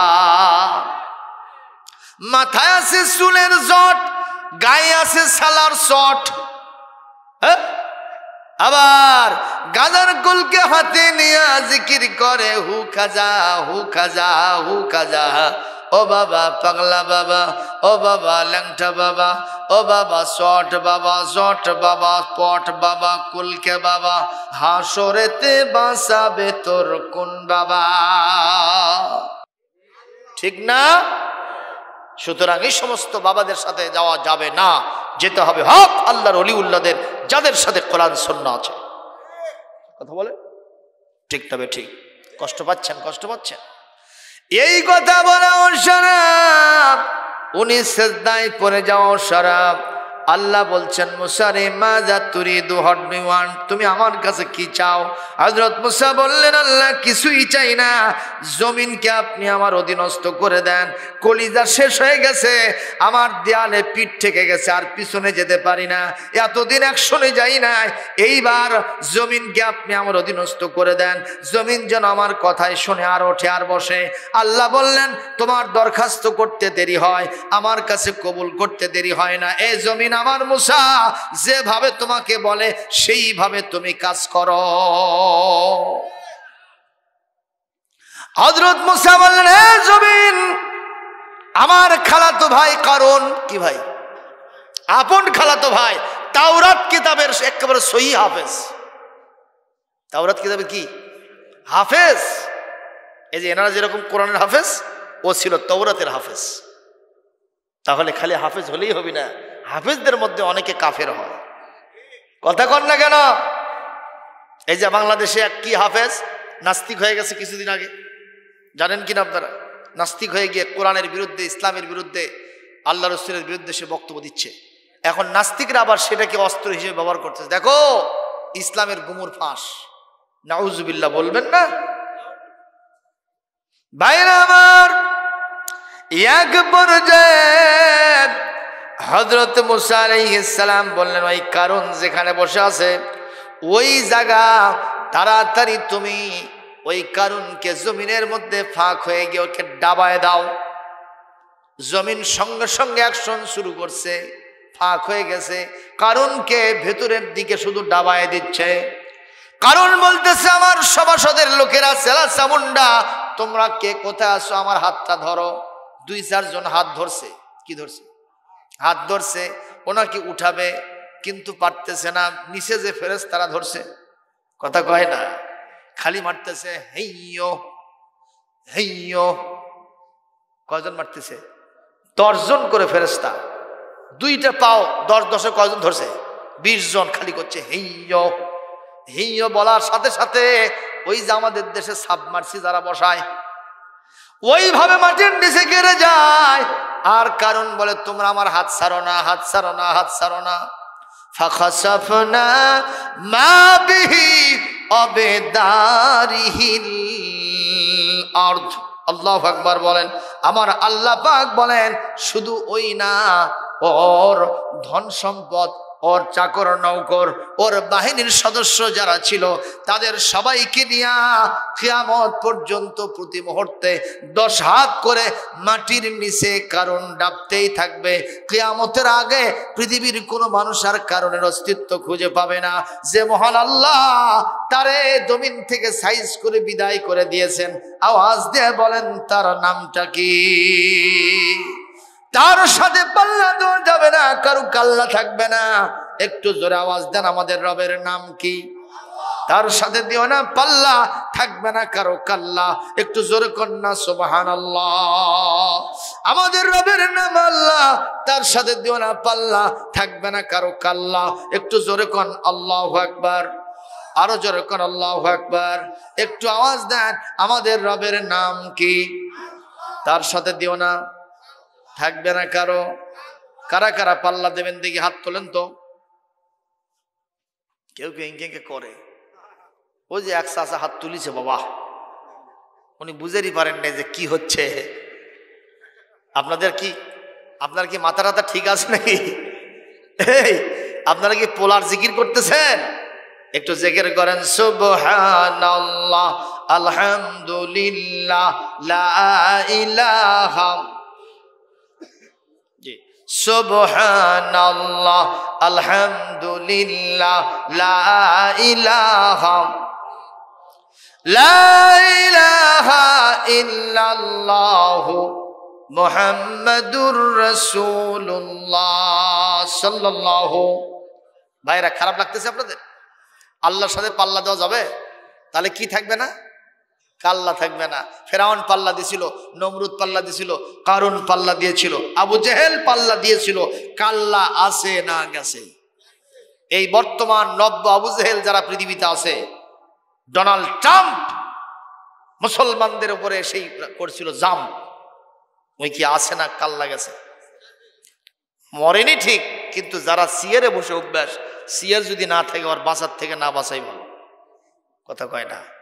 বাঁচার তলে সিয়ার না থাকলে ওর না বাঁচা, এটাই প্রমাণ হবে ও মরে গেছে, ঠিক কিনা? ডব্লিউ বুশ মুসলমানদের রক্ত দিয়ে হোলি খেলায় মেতে উঠেছিল, অসংখ্য মা বোনের ইজ্জত হরণ করেছিল না পাক সৈন্যদের দ্বারা। বুশ কি আছে না চলে গেছে? জিল্লতের সাথে গেছে। সাংবাদিক জাইদি মুসলমানদের কৃতি সন্তান, কলিজার ধন, যখন ইরাকে সে গেল যে আমার সেনাবাহিনী ইরাকে সর্বশেষ সাংবাদিক সম্মেলনে বুশ গেছে, যে বলছে আমার সাংবাদিক বৃন্দ শুনে নেন, আমার সেনাবাহিনী এই ইরাকে আরো 1 বছর থাকবে। এ কথা বলতে দেরি আছে, ওখান থেকে জুতো মারতে দেরি নেই। কে মারছে? কে? ওই সাংবাদিক জাইদি। ও মনে মনে বলেছে আমার জীবন আছে আর না আছে পরোয়া নাই, এই মুহূর্তে গোটা বিশ্বের 150 কোটি মুসলমানের পক্ষে আমি তোমাকে জুতা উপহার দিয়ে দিলাম, কারণ এই ইরাকের জমিনে আর 1টা ঘন্টা তোমার সেনাবাহিনীকে আমরা দেখতে চাই না। এইভাবে জুতো মারছিল। বুশ কি করছিল জানেন? খালি এরকম করছিল। এত বড় hero, land force, air force, এত ক্ষেপণাস্ত্র, এত বোমা কিরিজ যার হাতে, স্ট্যান্ড গান কাটা রাইফেল যার হাতে, কথা বলেন সে কেন একটা জুতা থেকে বাঁচার জন্য মাথা নিচু করলো? আল্লাহ বলেন এই রকম ভাবেই পৃথিবীর আমার বিরোধী যারা আমার সাথে পাল্লা দেয় আমি তাদের কাল্লা এইভাবেই খতম করে দেই। সুবহানাল্লাহ জোরে কর, আর জোরে কর আল্লাহু আকবার। সম্মানিত ভাইরা, অনুরূপ ভাবে আমি আপনাদের সামনে যে আলোচনা করছিলাম একটু খেয়াল করেন। মুসা আলাইহিস ফিরাউন কি বলে? হযরত ওমর ইবনুল খাত্তাব রাদিয়াল্লাহু তাআলা আনহু তিনি জিজ্ঞেস করলেন তোমরা এখানে কি করো? মনে আছে না নাই? গরুর বাছুর এখনো জন্ম নেয় নাই। হযরত মুসাকে বলেছে তুমি রসুলের কাল্লা নিতে পারবে না, তোমার জেহালতের কাল্লা ওই রসুলের কদম মোবারকে দিয়ে আসবা। জোরে কন্না মারহাবা। মুসা কি বলে? হযরত ওমর চিন্তা করলো, হাইরে যে গরুর বাছুর এখনো জন্ম নেয় নাই সে এইভাবে আমার পবিত্র সফরের রাস্তায় ব্যারিকেড সৃষ্টি করলো। কথা কি শুনতেছেন? চিন্তা করলো এই সফরে আমার লক্ষণ খুব খারাপ, যাব কি যাব না, যাব কি যাব না। গরুর বাছুর আমাকে এরকম বাধা দিল, মাথার ভিতরে চক্কর মারছে। গরুর বাছুর কি কইছে সেটা শুনবো? এই যে সাফা পাহাড়ে মোহাম্মদ বসে আছে, তালকিন তরবিয়ত দিচ্ছে, কয়েক কদম যাব, একটা কোপ মারবো, সঙ্গে সঙ্গে ধর আর কাল্লা আলাদা হয়ে যাবে। 1 নয় 2 নয়, মরুভূমির জাহাজ 100 উট কামাই করবো। নাউজুবিল্লাহ বলবেন না? এটা কি এতই সোজা? আমার নবীর পক্ষে কে আছেন? জোরে কোন। এই যে সূরা হিজর আয়াত পড়েছিলাম, আল্লাহ সেখানে বলেছিলেন ফাসদা বিমা তুমারু ওয়া আরিদ আনিল মুশরিকিন ইন্না কাফাইনাকাল মুস্তাহজিঈন। হে নবী, যেই রিসালাত এবং নবুয়তের যে ইসলামের দাওয়াতি কাজ আপনি আদিষ্ট হয়েছেন এটা আপনি প্রকাশ্যে করতে থাকুন, আপনি কারো পরোয়া করবেন না। যারা আপনাকে বাধা দিতে আসবে তাদেরকে দেখে নেওয়ার দায়িত্ব আমি আল্লাহ নিয়ে নিলাম। সুবহানাল্লাহ জোরে বলবেন না? ভাইরা আমার, এইবার হযরতে ওমর ইবনুল খাত্তাব রাদিয়াল্লাহু তাআলা আনহু সামনের দিকে অ্যাডভান্স করছেন। ওদিক থেকে বিশ্ব নবীর একজন নতুন মুসলমান, নতুন সাহাবী আসতেছেন, যার নাম নঈম বিন আব্দুল্লাহ। উনি বলতেছেন আইনা তাযহাবু ইয়া ওমর, এই ওমর, এইভাবে উদ্দেশ্য আছে, তুমি এইভাবে খোলা তরবারি নিয়ে কোথায় যাও? ওমর বলতেছে রাস্তা ছেড়ে দাও, আমি মুহাম্মাদের দফা রফা করতে যাব। এই মুহূর্তে নঈম বিন আব্দুল্লাহ বলে ওমর, তোমার গায়ে কত শক্তি আছে? বলে আমার গায়ে যত শক্তি আছে এইরকম 2-4টা মুহাম্মদ আমার কাছে কিছুই না, কচু কাটা করে দেব। পাগলের সাহস কম না। বাইরে আমার নঈম বিন আব্দুল্লাহ বলল ওমর, তুমি তো জানো না, বোঝো না, দেখো না, আমি এই মুহূর্তে নবীর দরবার থেকে আসলাম। নবীজি বললেন একজন নবীর গায়ে জান্নাতি 40 জন যুবকের শক্তি সংরক্ষিত থাকে। এক নবীর গায়ে জান্নাতি কতজন যুবকের শক্তি থাকে? আর তুমি একজন হয়ে সেই নবীর সাথে পাল্লা দেওয়ার জন্য যাচ্ছ, তার কাল্লা নিবা, এটা তো সম্ভব হবে না। কই সব কথা বাদ দাও, মুহাম্মাদের গায়ে কত শক্তি আছে ওটা আমার জানা আছে। আমি যাব তাকে কুপঘাত করব, তাতে আমাকে কেউ ঠেকাতে পারবে না। বলেন কে ঠেকাবেন? কোনো সন্দেহ নাই। এক পর্যায়ে নঈম বিন আব্দুল্লাহ বলে, ওমর আমি তোমাকে যেতে দেব না, পরীক্ষা করব। কি পরীক্ষা? বলে তোমার গায়ে কত শক্তি আছে এটা পরীক্ষা না করে আমি তোমাকে ছাড়বো না। বলে তুমি কি লাগবা? কয় আমি লাগবো না। কারে লাগায় দেবা? বলে বকরির বাচ্চা। মারহাবা দেন। বকরির বাচ্চা। বলেন তো বকরির বাচ্চা কি খুব শক্তিশালী? এইবার ওমর বলতেছে বকরির বাচ্চার সাথে আমাকে তুমি প্রতিযোগিতা দিতে চাও, পরীক্ষা করাতে চাও, এটা তো অসম প্রতিযোগিতা হলো। কোথায় সাততলার, কোথায় পাঁচতলা, কোথায় শেখ সাদিয়ার, কোথায় বকরির লাদি, কোথায় লিয়াকত আলী, আর কোথায় জুতার কালি? এটা তো কখনো হতে পারে না। এ নঈম তুমি লাগলে লাগো, কয় না ছোট জিনিসের সাথেই দিলাম। যদি বকরির বাচ্চাকে ধরে দিতে পারো তাহলে আমি সার্টিফিকেট দেব, নসুলের মাথা তুমি কাটতে পারবা। আর যদি বকরির বাচ্চা ধরতে না পারো আমি উল্টা সার্টিফিকেট লিখে দেব, তুমি রসুলের মাথা কাটতে পারবা না। জোরে কন্যা মারহাবা। ওমরের মাথা যত বড় হোক কিন্তু ছোট জিনিস মাথায় ধরতেছে না। গরুর বাছুর আর বকরির বাচ্চা যে কি জিনিস, এরা যারা না দেখছে তারা বুঝবে না। কথা বল না? এরা যদি জোরে পাকার মারে ভাই, হ্যাঁ 100 মোটরসাইকেল ফেল। কথা কয় না, ঠিক না ভাইজান? এদের একটা টেকনিক আছে। আপনি মোটরসাইকেল 100 গতিতে চালাচ্ছেন, কত গতি, এমন ভাবে চালাচ্ছেন, অথবা 50-তে চালাচ্ছেন, হঠাৎ করে সামনে কিছু আসলো, ধাম করে ব্রেক দিচ্ছেন, কিছু হবে না? হবে না? যদি অন্য কিছু না হয় আপনার দাঁত থাকবে না, ঠিক না বেটি? মোটর সাইকেলের খবর কি আল্লাহ জানে। আর বকরির বাচ্চা যত ফোর্সে যাক, জোরে যাক, হাফ মিনিটের ভিতরে সঙ্গে সঙ্গে ধাম করে ব্রেক দেবে, কিচ্ছু হবে না। মারহাবা কোন। এদের ভিতরে কিছু কারামতি আছে, আছে না নাই? আমার গ্রামের পাশের গ্রামে এক লোক, কঠিন শীতে চলছে না এখন, ওর মনের ভেতরে কি জাগছে, ওই বকরি গোসল করাবি, পুকুরে নিয়ে দে। এই শীতের মধ্যে পানি ছোড়া মানুষ এমন আছে 7 দিন ওই পানির ধারতি যায় না, আছে না কোন? আর ওর মনের ভেতরে জাগছে বকরি তাও পুকুরত নিয়ে গোসল করাবো। বকরির গলাত রশি লাগায়া ওই সামনে টানে, বকরি পিছনে খাবি মারছে, টানে হেসরা একেবারে পুকুরের পার পর্যন্ত নিয়ে গেছে। ওখানে গিয়া এত জোরে টান মারছে, রশি ছিঁড়া বকরি গেছে বাড়িতে, বকরি আলাই পানিতে। জোরে কর আল্লাহু আকবার, আরো জোরে কর আল্লাহু আকবার। এর নাম হলো বকরির বাচ্চা। এটা আবার ওমরের মাথায় ধরতেছে না। ওমর চিন্তা করতেছে, এটা হলো ছোট জিনিসের সাথে আমাকে দিলে, ছোট জিনিসের সাথে দিলাম, একটু ধরো না খেয়ে। রেস প্রতিযোগিতা শুরু হয়েছে। বকরির বাচ্চার সামনে, ওমর পিছনে, বকরির বাচ্চার ডানে ওমর বামে, বকরির বাচ্চা বামে, ওমর ডানে, এইভাবে উল্টা পাল্টা হয়, কিন্তু ধরতে পারে না। লক্ষ্য বস্তুর কাছে থেকে আবার রিটার্ন করে আসতেছে, এমন জোরে দৌড় মারছে।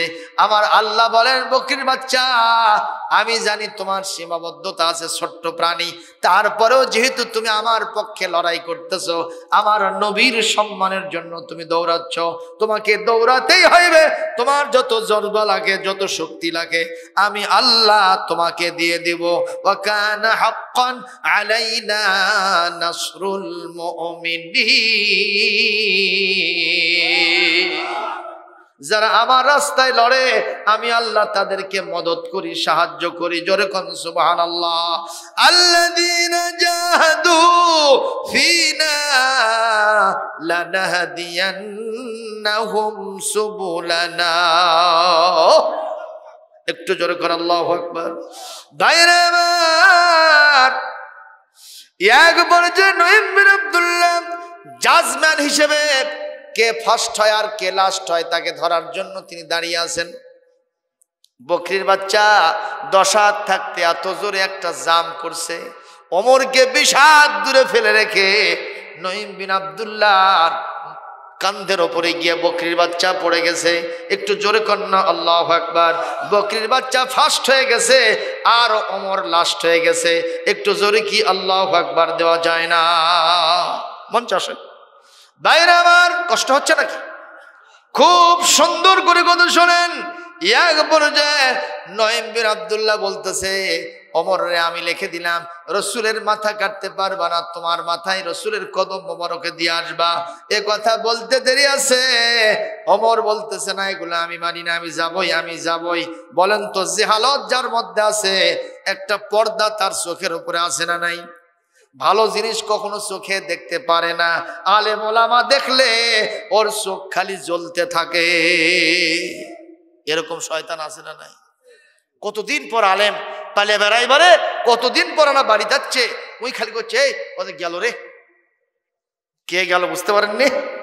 আর খালাতো ভাইয়ের কাছে ফোন দিয়েছে, স্যার আসেন, আসছে। কতক্ষণ?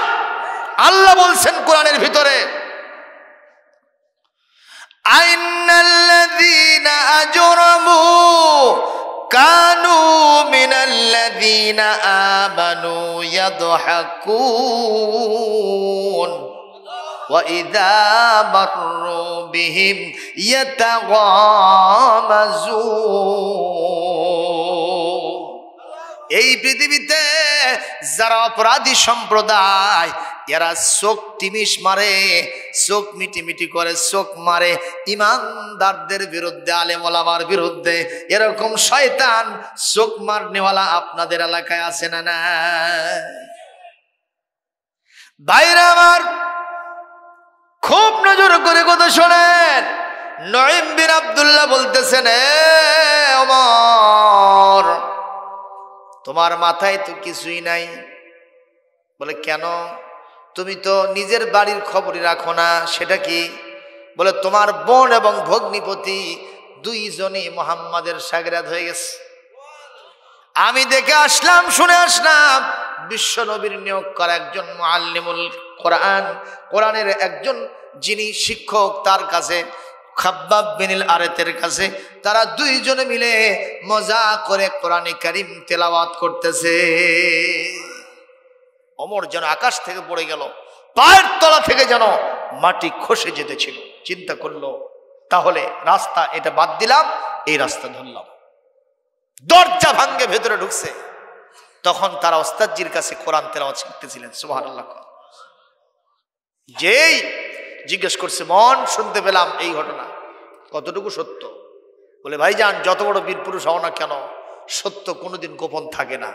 শাক দিয়ে মাছ ঢাকা যাবে না। এতদিন লাত মানত উজ্জা হবল, চাঁদ সূর্য, কত মূর্তি পূজা করছি, কি সুবাই নাই। মুহাম্মদ সাল্লাল্লাহু আলাইহি ওয়াসাল্লাম যে নতুন দিন আর ইলমে ওহী আকাশ থেকে নিয়ে এসেছেন, এর ভিতরে আমরা মজা খুঁজে পেয়েছি। সুবহানাল্লাহ। আরো জোরে বলতে পারেন না? আরো জোরে হয় না? সুতরাং তোমার কথায় আমাদের আর কোনো টেনশন নাই, তুমি যা হয় করতে পারো। এ কথা বলাও সারা, ওমরের অ্যাকশন শুরু হওয়ার সারা। চর থাপ্পড় কিল ঘুষি বোন আর ভগ্নিপতি দুইজনকে মারতে মারতে জমিনের ভিতরে শোয়াই দিয়েছে। ওমর নিজেই ক্লান্ত পরিশ্রান্ত। হঠাৎ করে নজর করে দেখে বোনের চেহারার ভিতরে রক্তাক্ত পরিবেশ, রক্তস্নাত চেহারা। একটা ভাই যত পাষাণ হৃদয়ের হোক না কেন, বোনের চেহারায় যদি রক্ত দেখে ঠিক থাকতে পারে না। দৌড়ে গিয়ে বোনকে কোলের ওপরে উঠাই নিস, হাতের ওপরে নিয়ে বলতেছে, বোন, আসলে তোরে মেরে আমি নিজের জীবনের সাথে প্রতারণা করেছি, অন্যায় করেছি। বোন, কেন মানলাম রে? মাজা তাকরাইন, তুমি কি পড়তেছিলে? এটা একটু দেওয়া যায় আমাকে? বোন বলতেছিল, এটা দেওয়া যাবে না। লা ইয়ামাসসুহু ইল্লাল মুতাহহারুন, পবিত্র মানুষেরা ছাড়া এটা কখনো স্পর্শ কেউ করতে পারবে না। আর জোরে কম, এটা রামায়ণ নয়, মহাভারত নয়, ত্রিপিটক নয়, জিন্দাবাস্তা নয়। কথা বলেন, এটা বেদ পুরাণ নয়, এটা হলো আল কোরআনুল কারীম। ইন্নাহু লাকুরআনুন কারীম ফি কিতাবিম মাকনুন লা ইয়ামাসসুহু ইল্লাল মুতাহহারুন। জোরে করে আল্লাহু আকবার। সুতরাং আপনাকে পবিত্রতা হাসিল করতে হবে। সঙ্গে সঙ্গে হযরত ওমর শর্ত মেনে নিয়ে তিনি পবিত্রতা হাসিল করে চলে আসলেন। সুবহানাল্লাহ। তিনি কোরআনে কারীমের সূরা তাহা ধরলেন, এক আয়াত থেকে পড়তে পড়তে 14 নম্বর আয়াতে গেলেন। ইন্নানি আনাল্লাহু লা ইলাহা ইল্লা ইলাহা ইল্লা আনা ফা'বুদনি ওয়া আকিমিস সালাতা লিযিকরি। এ ওমর, এতদিন লাত মানত উজ্জা হবলের পূজা করেছিস, চাঁদ সূর্যের পূজা করেছিস, আমি তোমার সামনে ধরা দেই নাই। আজ যখন কোরআন ধরেছ, আমি তোমার সামনে দাঁড়ায় গেছি, আমি আর কেউ না। ইন্নানি, নিশ্চয় আমি, আনাল্লাহ, আমি হলাম আল্লাহ, লা ইলাহা ইল্লা আনা, আমি ছাড়া কোনো আইনদাতা, বিধানদাতা, রিজিকদাতা, সার্বভৌমত্বের মালিক কেউ নাই, কেবলমাত্র আমি আছি। সুতরাং এই মুহূর্তে আকিমিস সালাতা লিযিকরি, আফাবুদনি, আমার দাসত্ব গোলামি জীবনের সকল ক্ষেত্রে করে, আর মসজিদে গিয়া নামাজ আদায় করে আমার স্মরণে নামাজ আদায় কর। এই আয়াত পড়াও সারা হযরত ওমরের ভেতরটা পরিবর্তন হওয়ার সারা, দরদর করে চোখ দিয়ে পানি ছেড়ে দেওয়ার সারা। বোনকে বললেন আর ভগ্নিপতিকে বললেন, আমি আমার জীবনের সাথে প্রতারণা করেছি, আর দেরি করতে চাই না। এই কোরআন আমার ভেতরটা পরিবর্তন করে দিয়েছে। এ আমার বোন আর ভগ্নিপতি, তোমরা আমাকে নিয়ে চলো তোমাদের সেই বিশ্ব নবীর দরবারে। আমি আর ছিলাম তাকে হত্যা করার জন্য, এখন আর হত্যা করব না। এই অস্ত্র আমার তাদের বিরুদ্ধে চলবে যারা তাকে হত্যা করার জন্য আসবে। একবার যে হযরত ওমর সেখানে চলে গেলেন আর আমার নবীর সাথে মিললেন, সঙ্গে সঙ্গে নবীজির দাওয়াতে ইনশাআল্লাহ তিনি কনভিন্স হয়ে গেলেন। এক মুহূর্তে কালেমা পড়ে মুসলমান হলেন। তিনি পড়ে নিলেন লা ইলাহা ইল্লাল্লাহু মুহাম্মাদুর রাসূলুল্লাহ, লা ইলাহা, আরো জোরে বলেন, লা ইলাহা ইল্লাল্লাহ সুবহানাল্লাহ ওয়ালহামদুলিল্লাহ, লা ইলাহা ইল্লাল্লাহ মুহাম্মাদুর রাসূলুল্লাহ। জোরে বলে সাল্লাল্লাহু। এই কোরআনে কারীম যার ভেতরে ঢোকে, যে এই কোরআনটা একবার ধরে, এই মানুষটা জিরো থেকে হিরো হয়ে যায়। কে বানিয়ে দেয়? সেই কোরআন এখনো আছে না নাই? ওমরের অবস্থান কোথায় গেল? আহারে, রাসূল বললেন, আমার পরে যদি কেউ নবী হয় কি হবে? সুবহানাল্লাহ বলবেন না? ইসলামের দ্বিতীয় খলিফা ওমর, আশারায়ে মুবাশশিরিনদের দ্বিতীয় কাতারে ওমর। সুবহানাল্লাহ। আকাশের নক্ষত্র যা আছে তার থেকেও বেশি নেকি আমার ওমরের। কোরআন ধরার কারণে সে কোরআন আজকেও আছে এই মাদ্রাসায়। ইন্না হাদাল কোরআনা ইয়াহদি লিল্লাতি হিয়া আকওয়াম। এই কোরআন একজন সন্তানকে কত বড় আদর্শবান বানায়। বিভিন্ন প্রতিষ্ঠানে আমরা ওয়াজ করতে যাই, বিভিন্ন গ্রামে ওয়াজ করতে যাই, হাফিজিয়া মাদ্রাসায়, কোরআনের মাদ্রাসায় যখন আসি, যেরকম অভূতপূর্ব সারা পাই, যেরকম সুন্দর সেবা যত্ন পাই, এটা অন্য কোথাও পাওয়া যায় না। এখানে আসলে কলিজার ধন সন্তানেরা আমাদের সাথে সাথে সঙ্গ দেয়, ঠিক না বে ঠিক? এমনকি আমাদের জুতাটা বহন করে দেয়, গামছা নিয়ে থাকে, বাথরুমে গেলে পানি নিয়ে যায়, ওযুর জন্য পানিটা গরম করে দেয়, আবার পানিটা আস্তে করে পায়ে ঢেলে দেয়, পা কসলায় দেয়। এমন অনেক জায়গায় দেখেছি পা মুছে দেয়, হাত মুছে দেয়, মুখ মুছে দেয়, মুজা পড়ে দেয়। সুবহানাল্লাহ কবেন না? এটা কি আদব না বেদব? এটা আদবের কথা না বেদবের কথা? সে আদব হীরকখণ্ড তুল্যের সমাজের সবচেয়ে মূল্যবান সন্তান এইসব প্রতিষ্ঠান থেকে গড়ে উঠতেছে, ঠিক না বেঠিক কর? এই সন্তানদেরকে ভালো পরিবেশে পড়ানোর জন্য এসব মাদ্রাসাকে আপনাদের ধরে রাখতে হবে, নাকি বন্ধ করে দিবেন? ধরে রাখবেন না? এটা হাদিস পড়েছি, তিরমিজি শরীফে এসেছে, মান করা আল কোরআনা, যে ব্যক্তি কোরআন কারীম পড়ে, ফাস্তাজহারাহু, এটাকে মুখস্থ করে, ফাহাল্লা হালালাহু ওয়া হারামা হারামাহু, এর হালালকে হালাল হিসেবে গ্রহণ করে, হারামকে হারাম হিসেবে বর্জন করে, আদখালাহুল্লাহুল জান্নাহ। আদখালা বাবে ফাল থেকে আসছে তাদিয়াতের ফায়দা। এর মানে হলো সে যদি জান্নাতে ঢুকতে নাও চায়, আল্লাহ তারে বাধ্য করে জান্নাতে ঢুকায় দিবেন, আল্লাহ তারে ঢুকায় দিবেন। আর কি? ওয়াশাফাহু ফি আশারাতি মিন আহলে বাইতিহি কুল্লুহুম কাদ ওয়াজাবাত লাহুন নার। পরিবারের এমন 10 জন সন্তানকে, 10 জন ব্যক্তিকে তাদের সুপারিশে জান্নাতে নেবে যারা নাকি জাহান্নামের জন্য কবুলিয়াত হয়ে গিয়েছিল, ওয়াজিব হয়ে গেছিল জাহান্নাম। একটু জোরে সুবহানাল্লাহ বলবেন না? আল্লাহ বলবেন, এ হাফেজ, জান্নাতে যাচ্ছ, কোনো দরখাস্ত আছে নাকি? বলে, আমার দরখাস্ত কিছুই নাই। বাপটারে চাই, মাটারে চাই, ভাই বোনরে চাই, আমার মাদ্রাসার ওস্তাদজিকে চাই, মাদ্রাসার কমিটির সদস্যদেরকে চাই। আল্লাহ গো, যে জাগিরদারের বাড়িতে থেকে আমি নুন জল খেয়ে কোরআন শিখেছিলাম, মেহেরবানি করে সেই জাগিরদারটাকেও আমি আমার জান্নাতে আমার সুপারিশের ভিত্তিতে চাই। আল্লাহ বলবেন, এর ভিতরে অনেকের নাম আগে জান্নাতি হিসেবে কবুল হয়েছে, তবে এর ভিতরে আমি বেছে বেছে 10 জনকে তোমার সুপারিশে জান্নাতে দিয়ে দিব।